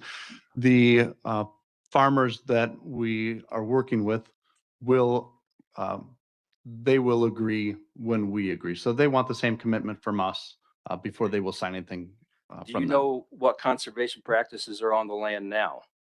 I'm not familiar of what the conservation practices are. Has your board decided what would be required of the landowners to put into place to prevent reintroduction of the sediment to the waterway? It's close enough that, major storm events can push that sediment back into the waterway. Have you set anything up that way? We have not gotten to that point yet. That's part of the engineering that we're Do working. you know if the lands are in a farmland preservation zone? I do not know if they are in a farmland Okay, preservation. one of them is, and he is signed up on farmland preservation. Have you discussed with him how this extra nutrient load will affect his required nutrient management plan, the NMP, the nutrient management plan? Producers can only spread the nutrient at certain times under certain conditions and be in compliance with the nutrient management plan. Has there been any of those discussions with him? Not yet at this time. So there probably is no information yet with the producer knowing how this may affect his future federal NRCS 590 compliance, which is required for what he's doing in farm pres and nutrient management, and thereby his eligibility for further grants. Do we know that? We're not at that point Okay. yet. And that goes into the compliance of ACCAP 50 and NR 151 also. Does the producer know, this comes from the Grafe report, your documents in the permitting section, that the producer will not be able to use their crops for consumption for the first full year after the last deposit of the sediment. They cannot use their crops for consumption for the last full year after the last application of the sediment. Are they aware of that? These are all Okay. part of the work that our. These are all in your documents taken from your website. Yes. And that's one of them is a grazing operation, so it's heavily influenced there. The Grafe report in the permitting section, that same section, describes an assumption of placing up to 6 inches of sediment on the farm fields. Now, that is the maximum that you're allowed to place. The Grafe report uses a simple math of 130,000 cubic yards would be over 200 acres to dispose of. That's basically 1/3 of the entire project scope. The total disposable acres available on those sites between both farms is just under 130 acres, which would only take up 25% of the spoils spread at 6 inches. That math is very easy to do. You can go on the website. We had the Land and Water Conservation staff run up some numbers on this, and that would be 25% of the spoils. Unless you stacked it all on there, you could stack it all, and it would be over 2 feet high. Well, that's obviously not feasible. So if the sites you've chosen can only take up 25% of the spoils, where will the rest go? Those are the two primary sites. We have additional sites. And those are our two primary sites. And those additional sites are? We have a site in the village in a former quarry. Excellent. We have a site that is on the Golden Arrow Bow Hunters property. They've had meetings and they have approved that usage. And we've got additional landowners that are willing, if and when we find the amounts that are over the volume that'll be allowed. So this is all part of the engineering that's being done and the drawings that are currently underway. I'm assuming they're all aware of the level of contaminants, the arsenic, the pesticides, the mercury, all that stuff that's in those. Okay. So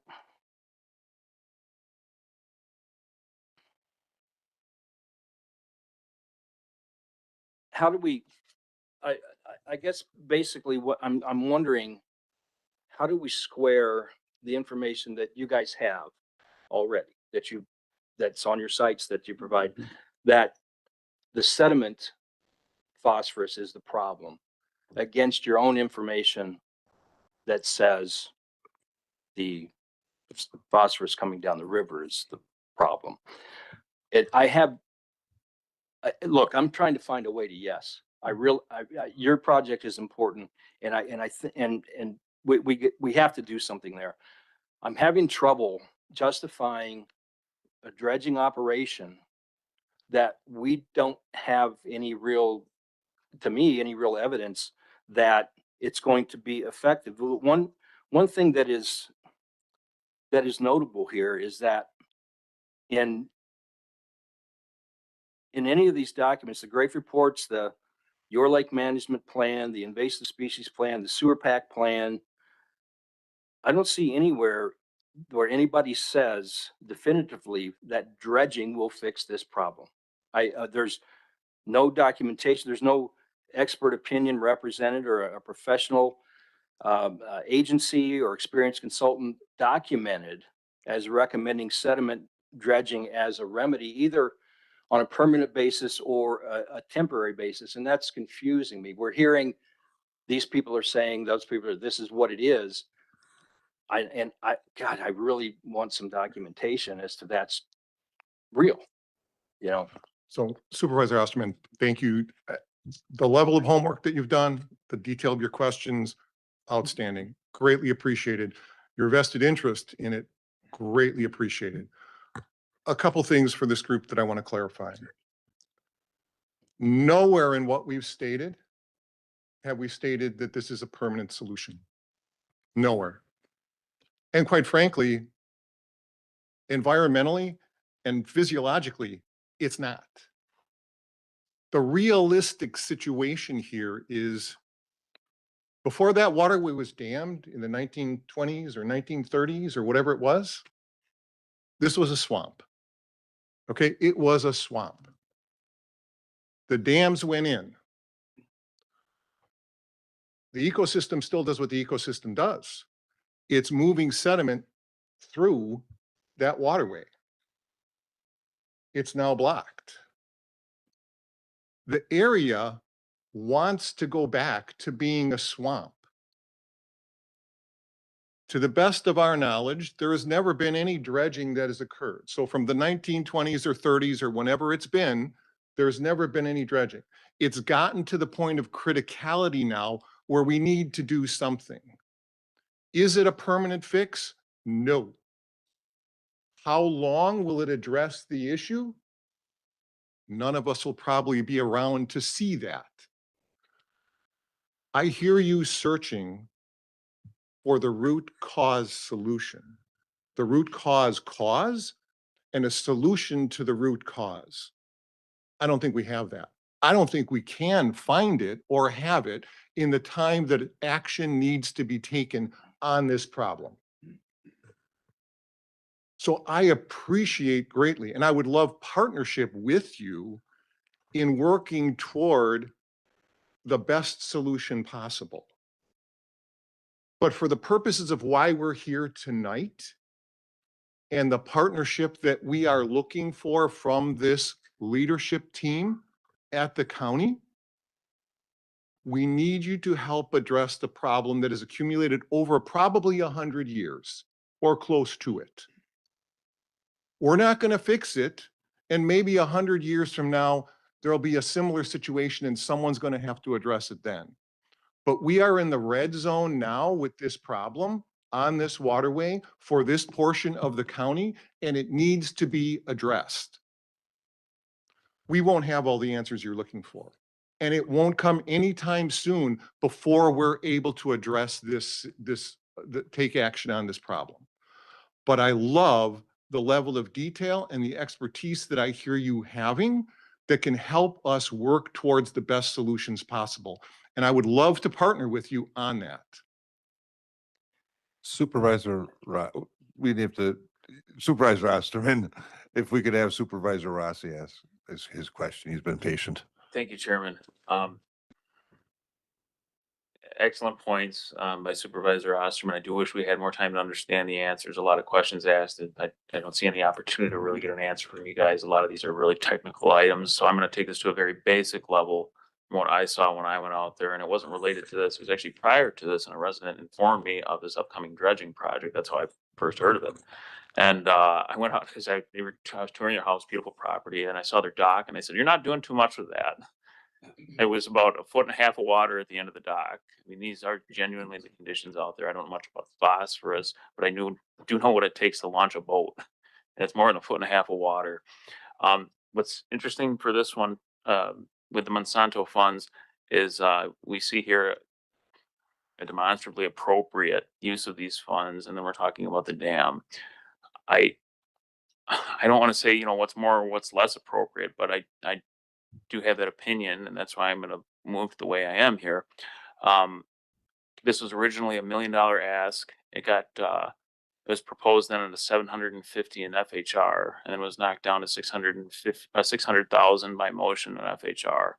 I think a compromise here to move this thing forward, and this would be to me a very good use of funds, would be to go with 750. So therefore, Chairman, I move to amend the resolution to allocate and transfer 750,000 of the Monsanto funds. Second. Okay, so motion's been made and seconded to that. First of all, I want to thank you, gentlemen. I've been watching from the Town of Norway Town Hall, and I swear you've been trying to fix that problem for 25 years. And I know the trials and tribulations through conversations with different town chairmen and different people over there. I do have kind of a question. When you draw that down, how far out on an average, obviously is you're going to be removing silt? Is it going to be 20 feet from shore, 40 feet, 60? Or is it too much of a variable to have that question answered? No, thank you for the question, Chairman Kramer. The, we can't get within 10 feet of any piers. So it'll vary in the distance from the end of the piers. But this will be no less than 10 feet from the end of any pier. A part of our project is allowing our riparian owners to remove sediment themselves within guidelines and within the restrictions of the DNR.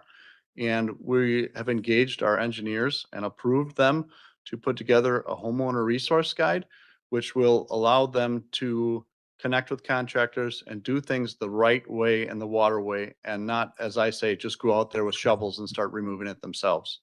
So not only are we looking at removing the sediment from the major project, but also allowing homeowners to remove sediment from around their piers and their shorelines as well.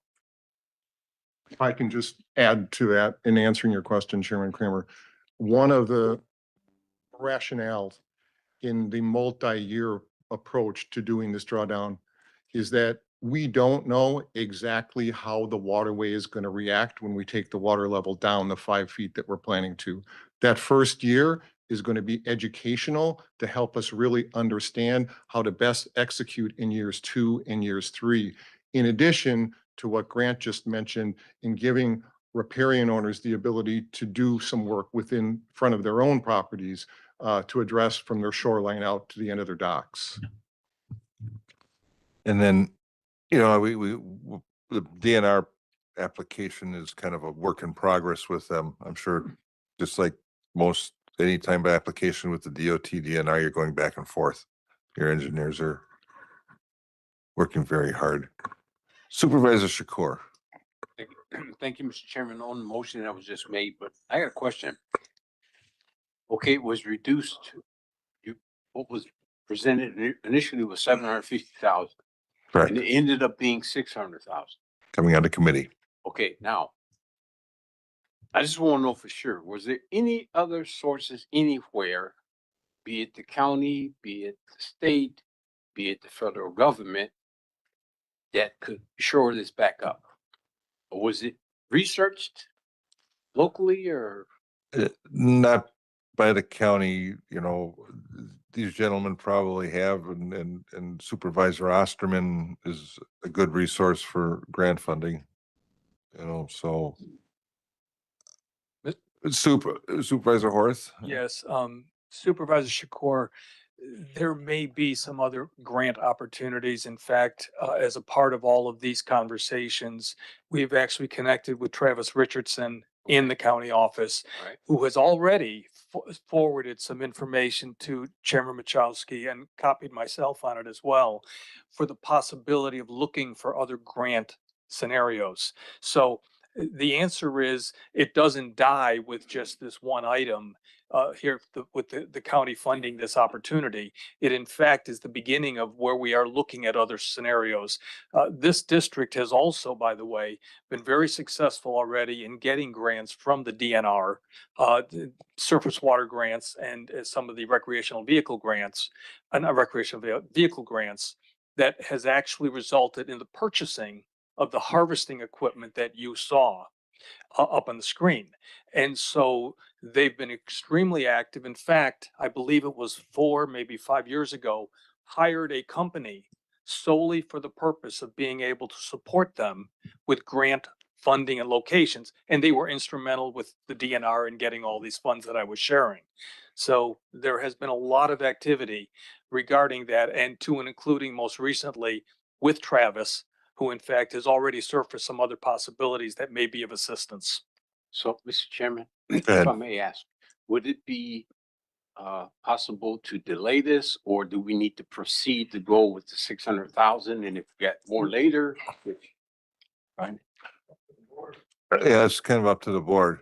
That's the question. You know, the grant funding, you know, would be with, you know, most of the time would be with the draining, the waterway district. You know, And if they're, you know, I'm sure if they need a letter of support, the Racine County would support, the town and village of Waterford would support. But it really is you know, the key entity is the waterway district. So. Yeah. yeah, Mr. so- Chairman, I would hate to pass this through and not have an addendum or something on it that we could say, hey, we may want to come up with more money if it's available, as was mentioned by a supervisor over there on the west side, which I think he articulated that well. I just don't want to, well, I guess we can. This county can do anything they need to, but I would hate to wrap this up and not have the opportunity to put more money there if it's found and can become available. If that makes sense. Makes sense. Supervisor Wishaw? Thank you, Chair. Just want to make a quick statement before we vote. My position on the $750,000 request for the Waterford Waterway project is based on whether there is a direct county asset tied to the project. I am supportive of using settlement funds for waterway projects when there is a clear county responsibility or county asset involved. That standard matters because it allows other areas of Racine County with a direct county asset to be considered for similar waterway projects in the future, which I think is what Supervisor Shakur was getting at, while still protecting taxpayers from requests that fall outside of the county's role. That is why I supported and advocated for Browns Lake. A county asset existed. Echo Lake, also in Burlington, did not have a direct county asset, and I raised concerns about funding that project for that reason. If the Waterford project has a direct county asset attached, I can support the $750,000 request. If it does not, which it was indicated earlier, I cannot support the use of settlement funds for that purpose. This is not about being opposed to Waterford or opposed to waterway improvements. It is about making sure dollars that are spent, it is about making sure dollars are spent for a defined county purpose and that we do not set a precedent that opens the door to requests outside of the county's responsibility. Thank you, sir. Supervisor Capellian? Actually, I was waiting on Supervisor Osterman. He had something he needed to finish. Supervisor Osterman. Thank you, Mr. Chairman. So, from what I've seen with my own eyes, what we've read on the information and what we know historically, I'm unsure if the problem is the phosphorus in the sediment, but what I am sure of is that a problem definitely exists, a big one. I toured that waterway. It's an absolute mess, and I would call it a top priority to fix it. Thank you for your candor, by the way. I love that. I can't say that dredging, as has been stated by the management district, to eliminate the phosphorus is the ultimate answer. But I do know that likely dredging for plant removal and to increase navigation may temporarily fix the issue. But I'm further convinced that if we do so, we'll be right back in the same spot 5 years from now with the very same problems if we don't enact a plan to prevent them. We must first know the true cause and then create a plan to extensively mitigate that resource concerns. And from our experience, the way we know that is best done is through voluntary incentive-based compliance. I worry that these dollars will have no finish line right now. There's so many questions. We could be getting in a project with so many variables, which has been admitted that once we do the drawdown, we don't know what's going to happen. The funds could become stagnant. And I think that the way to find yes is that we do create an opportunity for that partnership to work with our competent, experienced staff and agency professionals to develop a more concise and more productive and dynamic use for these funds within this project. So with that, I move to refer this item to the Economic Development, Land Use Planning, and Land and Water Conservation Committees to quickly provide specific recommendations for the use of these funds within the overall Waterford Waterways project and within the original intended scope of the Monsanto settlement agreement. Second. May I continue just briefly? Briefly. This will give the opportunity to the management district and the county board an interaction that we have not had before on this. It puts this project in the expertise where it belongs, where it was not before. And we have a much greater opportunity to find more funding. To your question, Supervisor Secure, that's the best place to put it to increase the opportunity for more funding. And I'm jazzed to work with you guys, and be part of that partnership.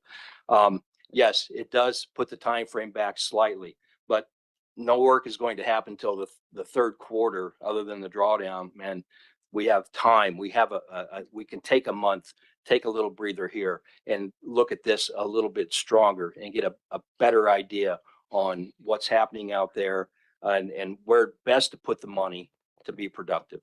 And it could be in the dredging, it could be split up in a few things, but that's my justification.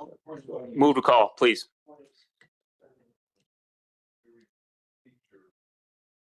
The motion is to refer this item to Ed Loop and Land and Water Conservation Committee to quickly provide specific recommendations for the use of these funds within the overall Waterford Waterways project and within the original intended scope of the Monsanto settlement agreement, which was seconded by Supervisor Caprilia.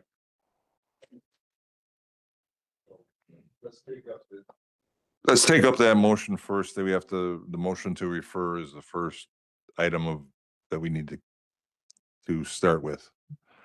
Then we'll go ahead, Supervisor A Miller. motion to refer has precedent over. Yes, that's motion to amend. Yes, that's what I'm saying, is that's the what we have to take up first, so are there any comments on just the motion to refer? Mr. Chairman. Yes, go ahead, Supervisor. Supervisor Osterman has raised a lot of very significant and very important questions, and I think his suggestion by the motion gives us time to come up with answers to many of those questions, or to begin a dialogue on those. And as this debate went on, I felt in committee I supported the 600,000, but as this debate went on, I don't feel good about voting any money tonight. And I think the wise course is to put it back to committee where expertise will be available and a new partnership is also possible. Supervisor Horth. Thank you, Mr. Chairman. Obviously, this conversation for myself has taken a very, let's just say, interesting turn.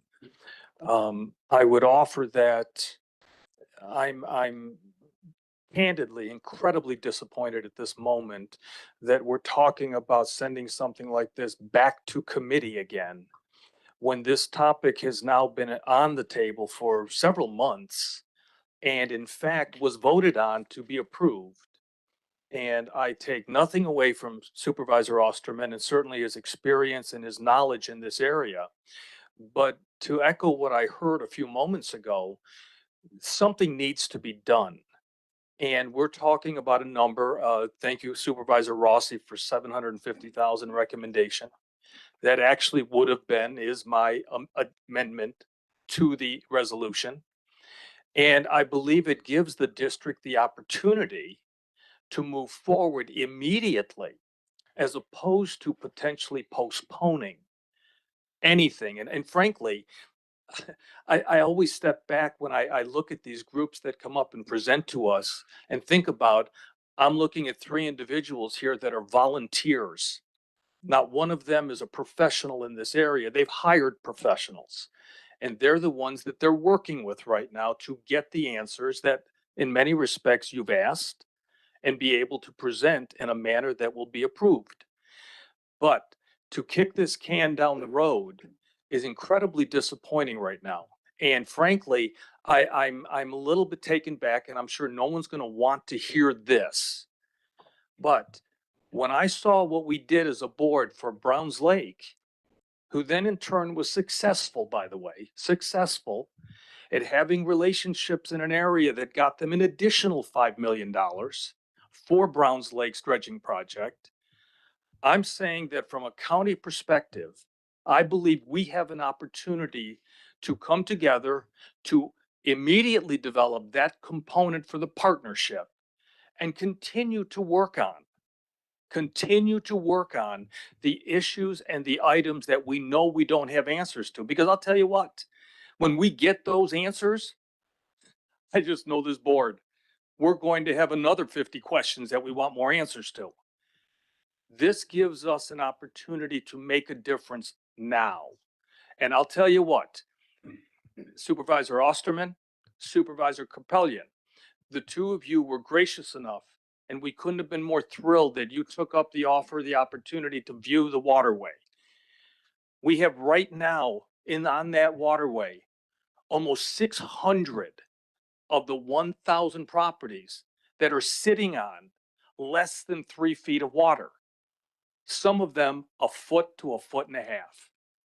We're trying to act now to improve some things that will address it regardless of all the statistics, water quality. It will address the environment. It will address safety. I mean, safety right now. We don't do something about this, we're going to have an issue. And guess what?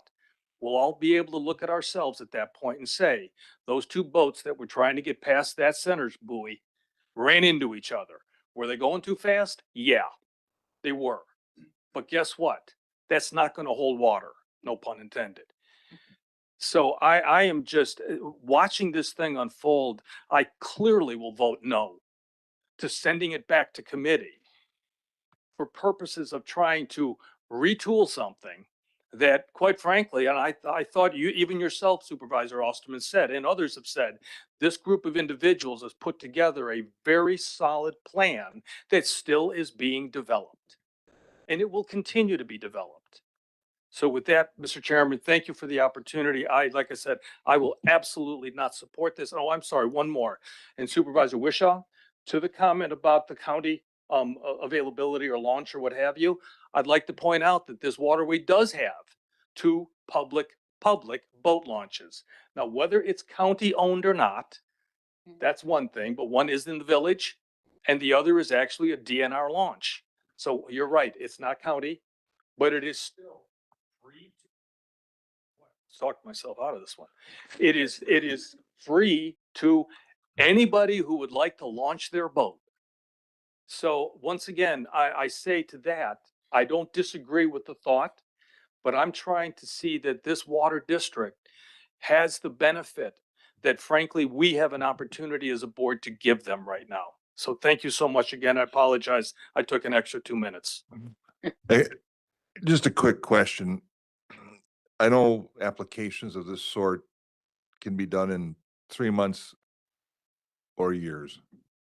And has the DNR given you any inclination as to when this permit would be, or are they really in the exploratory phase like Supervisor Osterman, where they're sending 20 questions over to your engineer and he has to answer them and then they come up with another 20 questions?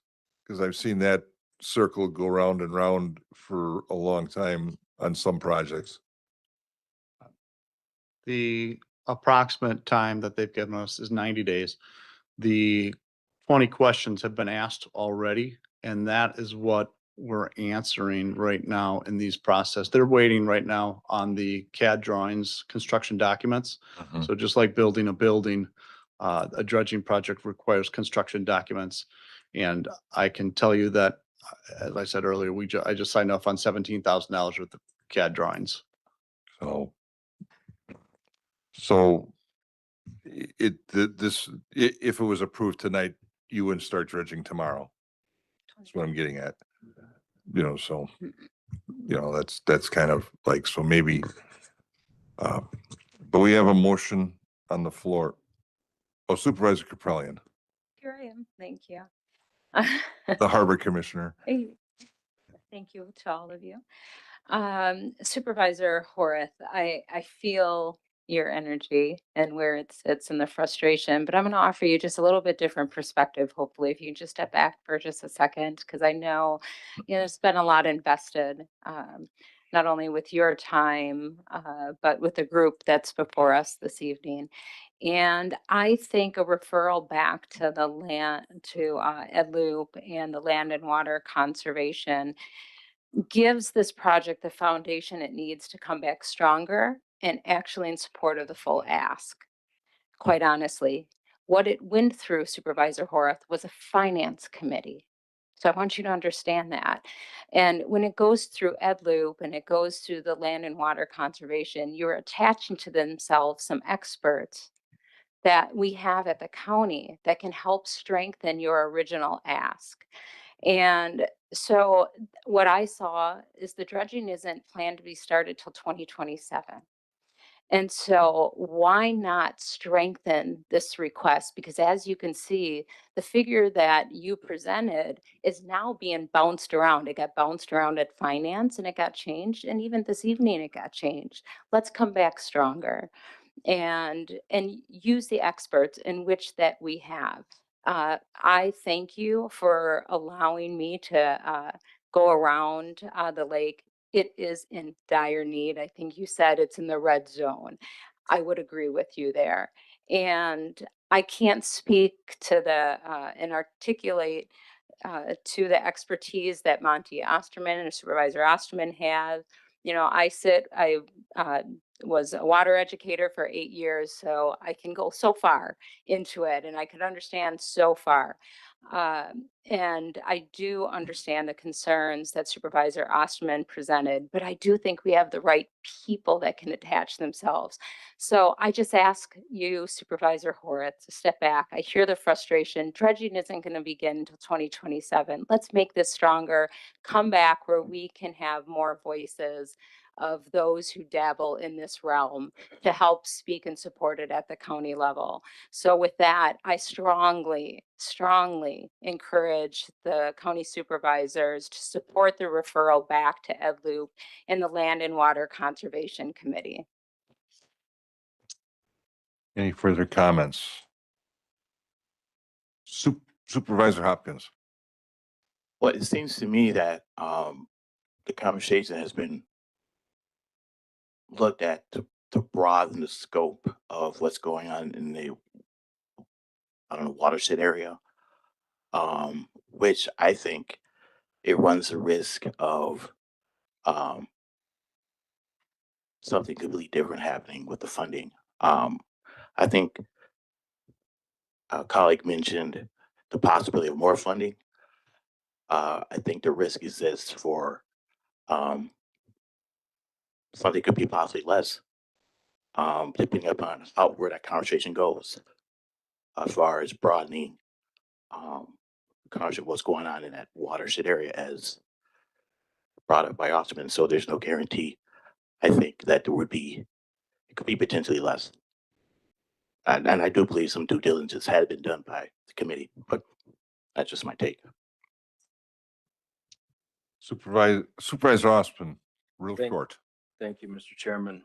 Bringing it back to the proper committees gives us an opportunity to answer those discrepancies and those questions. It gives us an opportunity to look at what I believe is going to be a new lake management plan that should address the issues of the dredging. And right now, all we have to go on is what's in front of us. And I believe that giving the management district the opportunity to further their cause is appropriate. It's good for the project, and I'm in support of the project. I'm very much in support of what Supervisor Horath wants to do. I think it's in the methodology, and this is the right thing. This is the proper path, and it gives us the opportunity to get it right because we are still setting precedent here. Thank you. Roll call on the referral. Gonna be a roll call. Are there any further questions? All right. So what we're voting on is a motion to refer back to the Ed Loop Committee and the Land Use and Water Conservation Committee.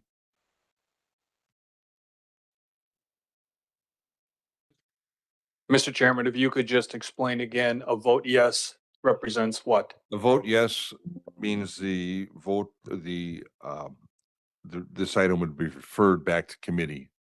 A vote no would not. We continue with the discussion here on the funding. Okay, first all supervisors have to check in. Supervisors. Yes, you have to check in before we get to voting on anything. Supervisor Shakur, I know there was a question when you first got here. You have your correct voting pad number. Okay, just checking. I know that was a question. I thought it was straightened out, but My battery must be dead. let me take one out of somebody who's not here, or we'll have to share. I thought we can.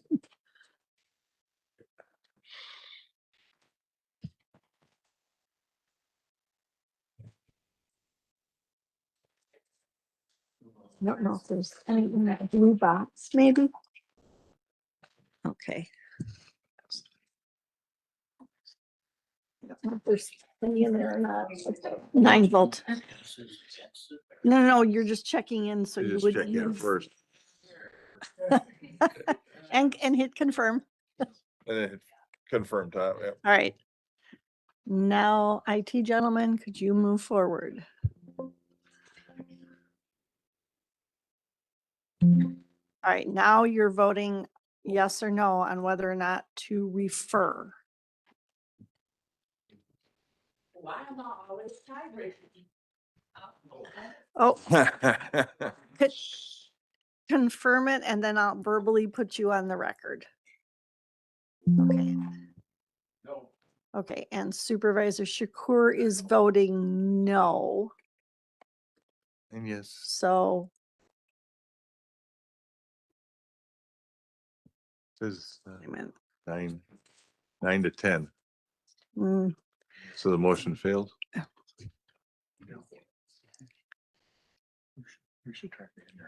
well, and actually it's 8 to 11 because Supervisor Shakur is actually voting no. Okay. So just a moment, let me record this.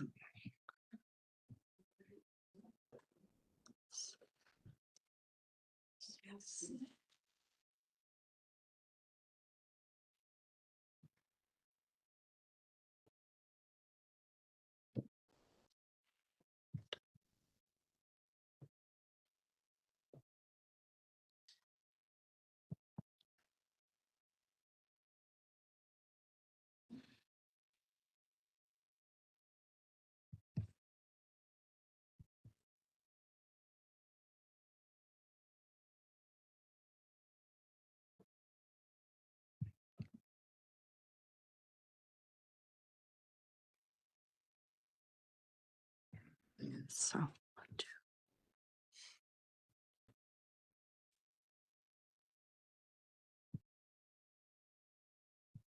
So that motion does not pass. It is 11 noes, 8 ayes, 8 8 ayes. yeses. All So it right, does so not get referred back to committee. So then we are back to the the amendment, on the amendment. so the amendment is to go from 600,000 to 750,000. Correct. So are there any further comments or questions? Supervisor Trotter? Thank you, Mr. Chairman. Thank you, Supervisor Osterman, for your expertise also. I can fully support Resolution 2026-12. I truly think it will benefit Racine County residents, both commercially, water activities, and property values at 600,000. From a risk management position, as I said at the FHR meeting, and I was quoted today, if this original amount of 750 is granted, it will leave the Monsanto Fund lean for future needs of Racine County. I mentioned at the FHR meeting one possibility, and that was the restoration of the Horlick Dam. Is that the only thing it could go to? No. I just mentioned it as a possibility. Okay? What else may arise? I do not know. I do not want to leave that Monsanto fund lower than I think is necessary. My conclusion, therefore, this evening, at 750 instead of 600,000, this resolution is requesting more money at the possible expense of every single Racine County resident for $150,000. This request is unacceptable. I will be voting no. Supervisor Caprellian. Thank you. Well, boy, am I the opposite of that position. I not only am going to vote yes, but however, I'm disappointed. I really would have loved to see that go back because I would have liked to see the support of the original request, quite honestly. And there's a reason, there's always going to be something the county needs. And, you know, you often see that when you're trying to finance for your own home and you have a big project and it's like, well, gosh darn it, I really could have used it for this or this or this or this. We're always going to have something. Those Monsanto funds could be used, not only now, 10 years from now, whatever it might be. But I think this request hit the mark on it. You know, is it how we should have been handling those Monsanto funds? I think maybe the Water and Land Use Committee probably should have had a better oversight and been able to vet that out. But we didn't have that from the beginning, spending of that. So here we are.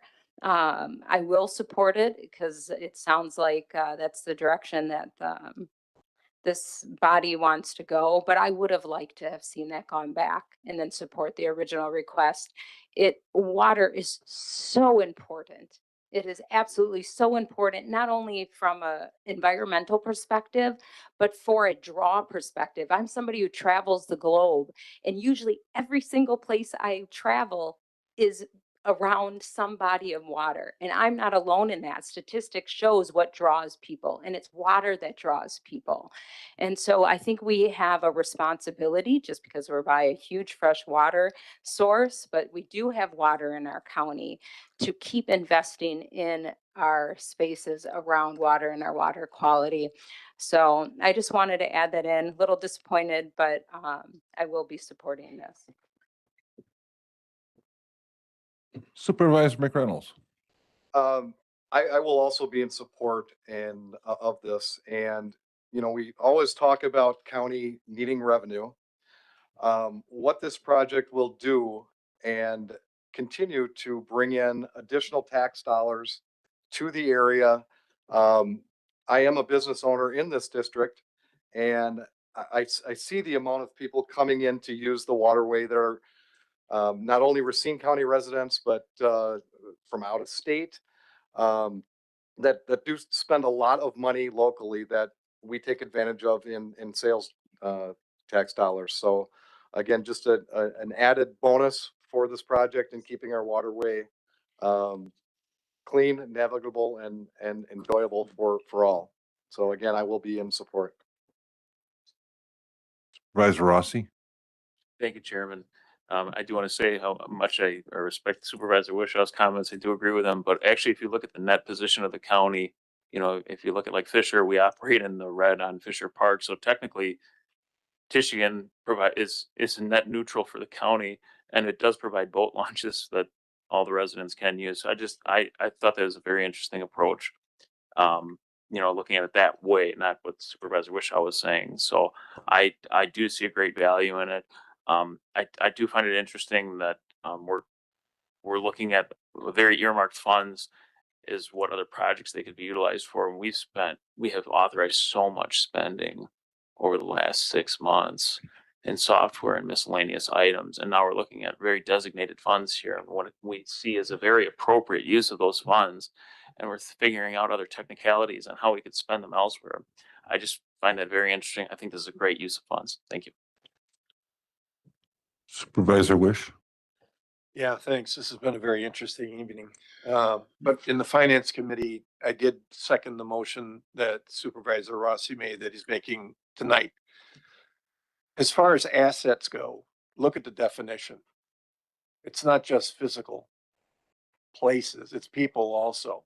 And yeah, we don't own the lake as a county. There may not be any parks, but it's all used by people that live in the county. That's an asset.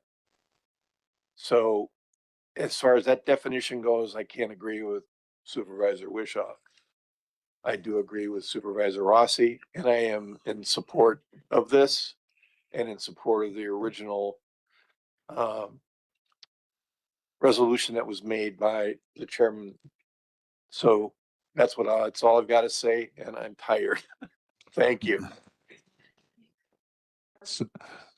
Supervisor Spencer? Thank you. I understand what your need is, and I guess I'm speaking as the supervisor of the 5th district in which the Horlick Dam sits. And so I'm not going to vote for the 750,000. The river isn't going away, the dam removal isn't going away, and it's a project that qualifies for the Monsanto funds. Feel like we do need to reserve some of that money because, I mean, the river has a chance to be pristine too. And I mean, maybe you can actually eat the fish that are caught upstream in the river once time goes by and that river comes around. So that impoundment area has many of the same problems that Tishigan Lake has. And so I'm not going to support it due to reserving some of the funds for the dam removal project and the area impoundment cleanup. We're at a time where federal projects, including the U.S. Army Corps of Engineers, I mean, the contracts are being broken. So, I'm leery and just need to be careful and want to reserve some of that funding. So I hope you understand. Supervisor Horth? Thank you, Mr. Chairman. I think you all know how I'm going to vote for this one, so I'll kind of leave it out of that. But I would like to say that certainly to Supervisor Trottier, that none of us begrudge the opportunity for additional funding to be available for future projects. And in fact, the number that we came in with, and I appreciate Supervisor Rossi speaking up and offering his motion, but was also for 750,000. And the reason for that was that it was going to allow for the additional roughly 350,000 to be in the account for future opportunities and challenges that may come up. Might not have been 500, but there was still a negotiated or an amount that was anticipated to say, hey, we don't disagree with that mindset. There should be some additional funding there. So we are certainly in support of that. I didn't do this unilaterally. Supervisor McReynolds was a part of this.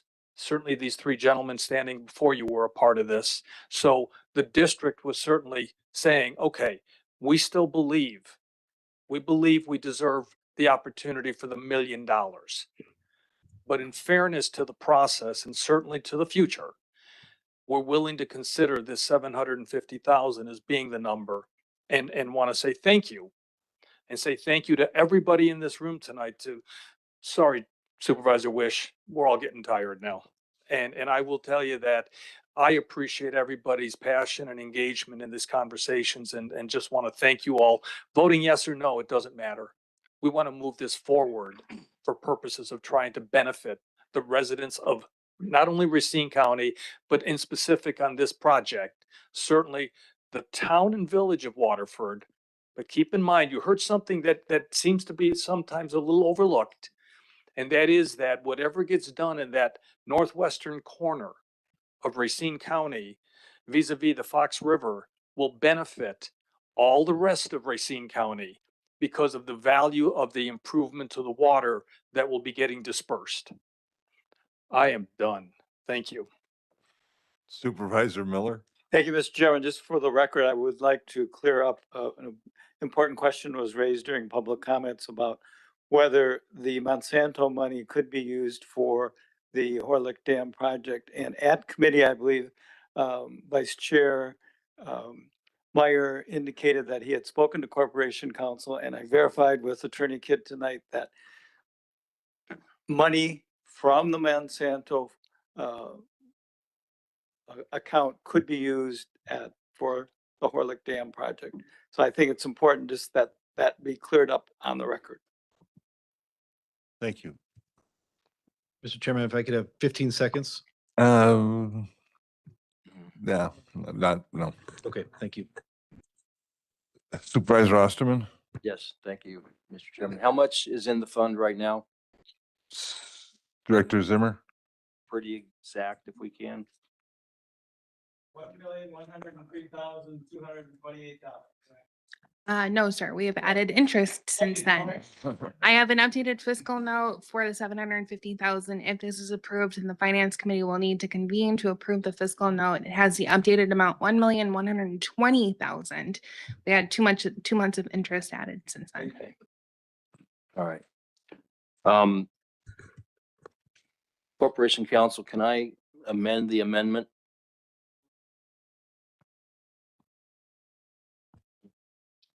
Please bear with me. This is advantageous. Yes, I believe you could make a motion. Yes. So, Yes. are you folks all aware of what's happening with the DNR right now in regards to PFAS? Okay. Yeah, they're starting fast hearings on coming up with the PFAS rules, which could very likely mean that any projects of this nature would require PFAS testing of any dredge materials. There's one place in the state to get rid of PFAS sediment. It's up by Minocqua.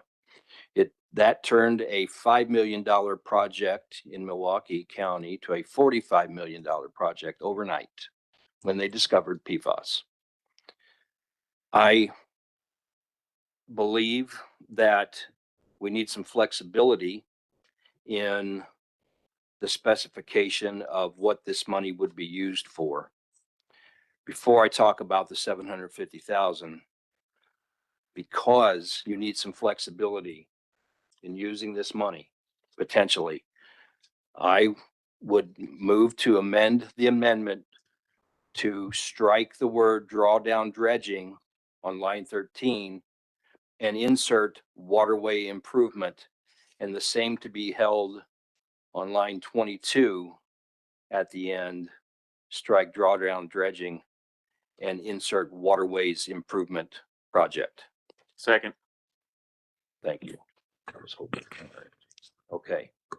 Supervisor Osterman, could you repeat that second line number? I got line number 13 and I got the strike, the drawdown. Line number 22 would read identical. Strike drawdown dredging and insert waterways improvement. Waterways improvement. So that's both lines 13 and 22. Yes. Thank you. I see. So now we discuss that. Yes. I already explained it. They will need the flexibility if this passes. Supervisor Rossi. Oh, sorry, no. Oh, Supervisor Horth. That seems like a very reasonable request.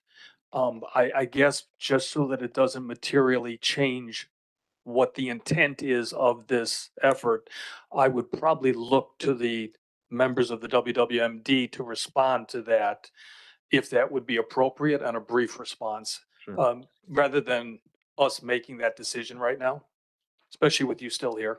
Yeah, thank you. Supervisor Osterman, thank you. I think it's a great suggestion and the district supports that. There. Great. Mr. Chairman, I ask unanimous consent that the board accept that amendment right now. Is there any objections to that?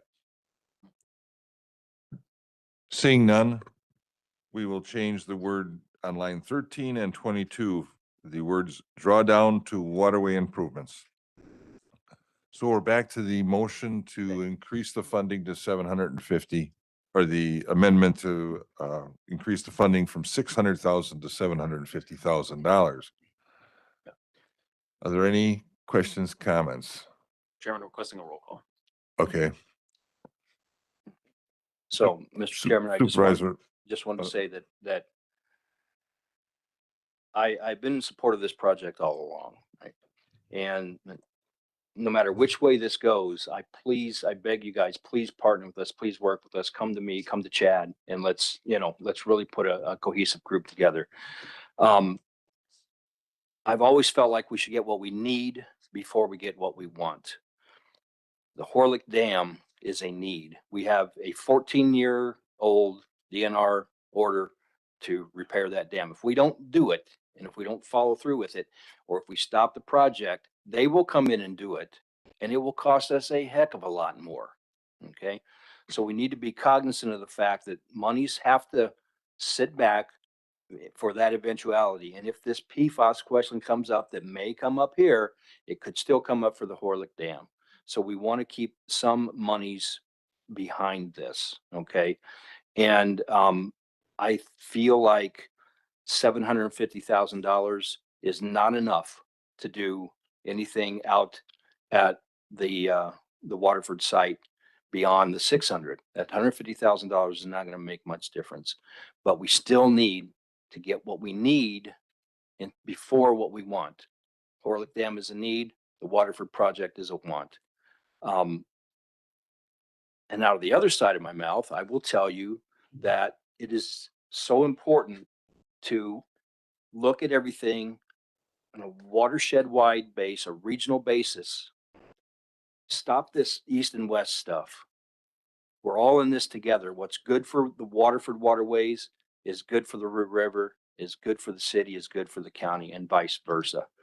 So I will support the $750,000. Oddly enough, that sounds weird, but I want you guys to hear all sides of this and understand that we have got to be absolutely frugal and hold on to the rest of what's left for the eventuality of what could be coming down the pike with the Horlick Dam, which is a qualified project.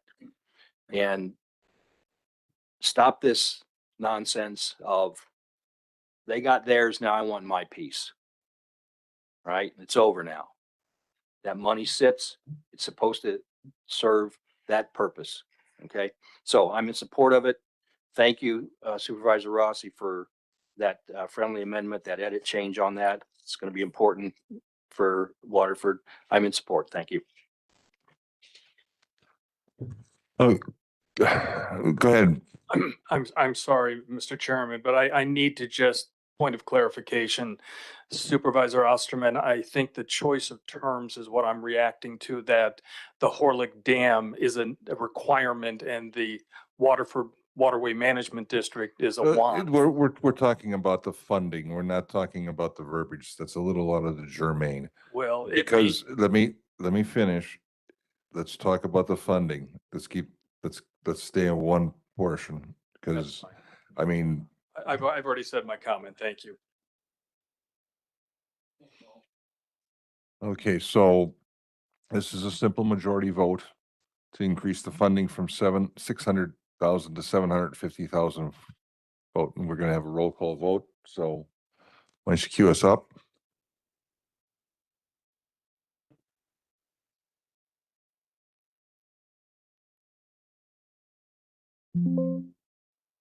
Mr. Chairman.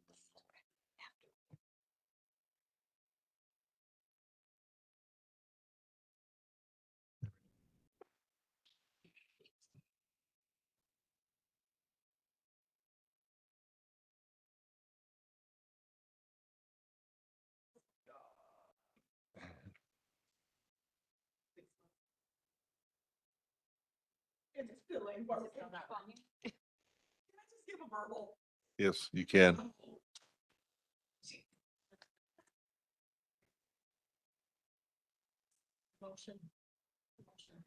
Motion passes. It's recorded. Yes. Boom is a no.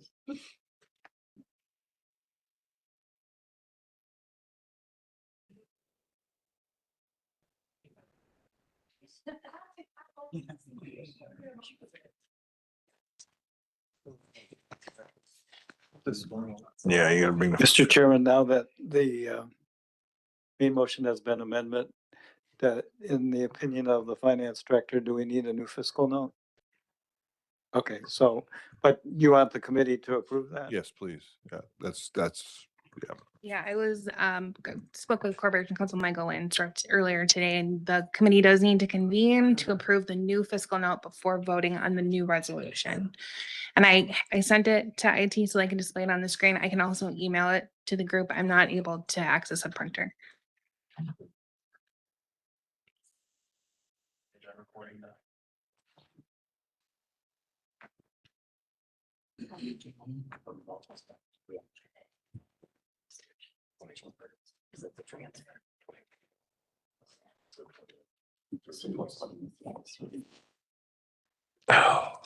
So, Mr. Chairman, with your Go ahead. approval, we'll call the finance meeting committee to order for the approval of the amended fiscal note for Monsanto settlement. Mr. Chairman, I would move to approve the revised fiscal note for 2026-12.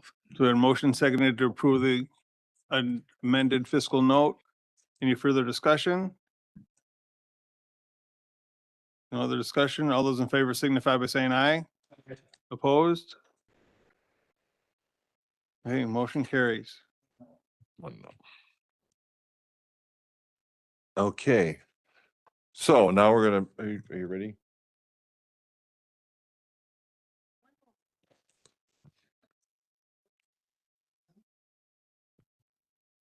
This will be a 2/3 majority vote, which is 14 votes. I apologize, Mr. Chairman, I didn't get who the motion maker of the finance. Miller. Thank you. Miller and Wish.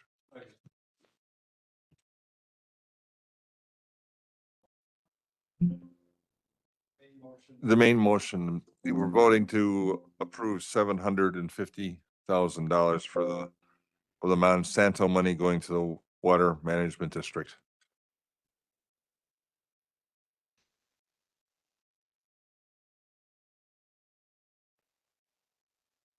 An old tiebreaker.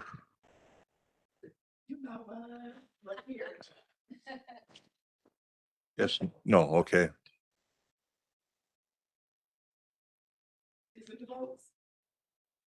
One, two, three, four, 5. 14-5. Motion passed. Thank you all. Thank you very much. Greatly appreciated. Okay. Reconsideration of resolutions, item number 15, reconsideration of resolutions and ordinance from previous meetings and or action on vetoes. There are none. Item number 16, reconsideration of and a notice of intent to reconsider resolutions and ordinances. There is no notice. Informational reports. Report number 2026-24 by Finance and Human Resource Committee announcing the distribution of sales and use tax revenue for May of 2026. And report number 2026-25 by County Board Chairman making appointments to standing committees and making changes in committee assignments. Item number 18, miscellaneous business announcements and oral reports. Supervisor Spencer. Thank you. I am informing everyone of the Juneteenth parade that's happening this Saturday, downtown Racine. It starts at 11 a.m. You can watch anywhere from 4th and Main south to 14th Street, west to Grand Avenue, south to Karan Butler Drive, and then you can join in the Juneteenth festivities afterward. Hope to see some of you there. For all of you. The 51st. Don't forget, June is also Dairy Month. We are adjourned.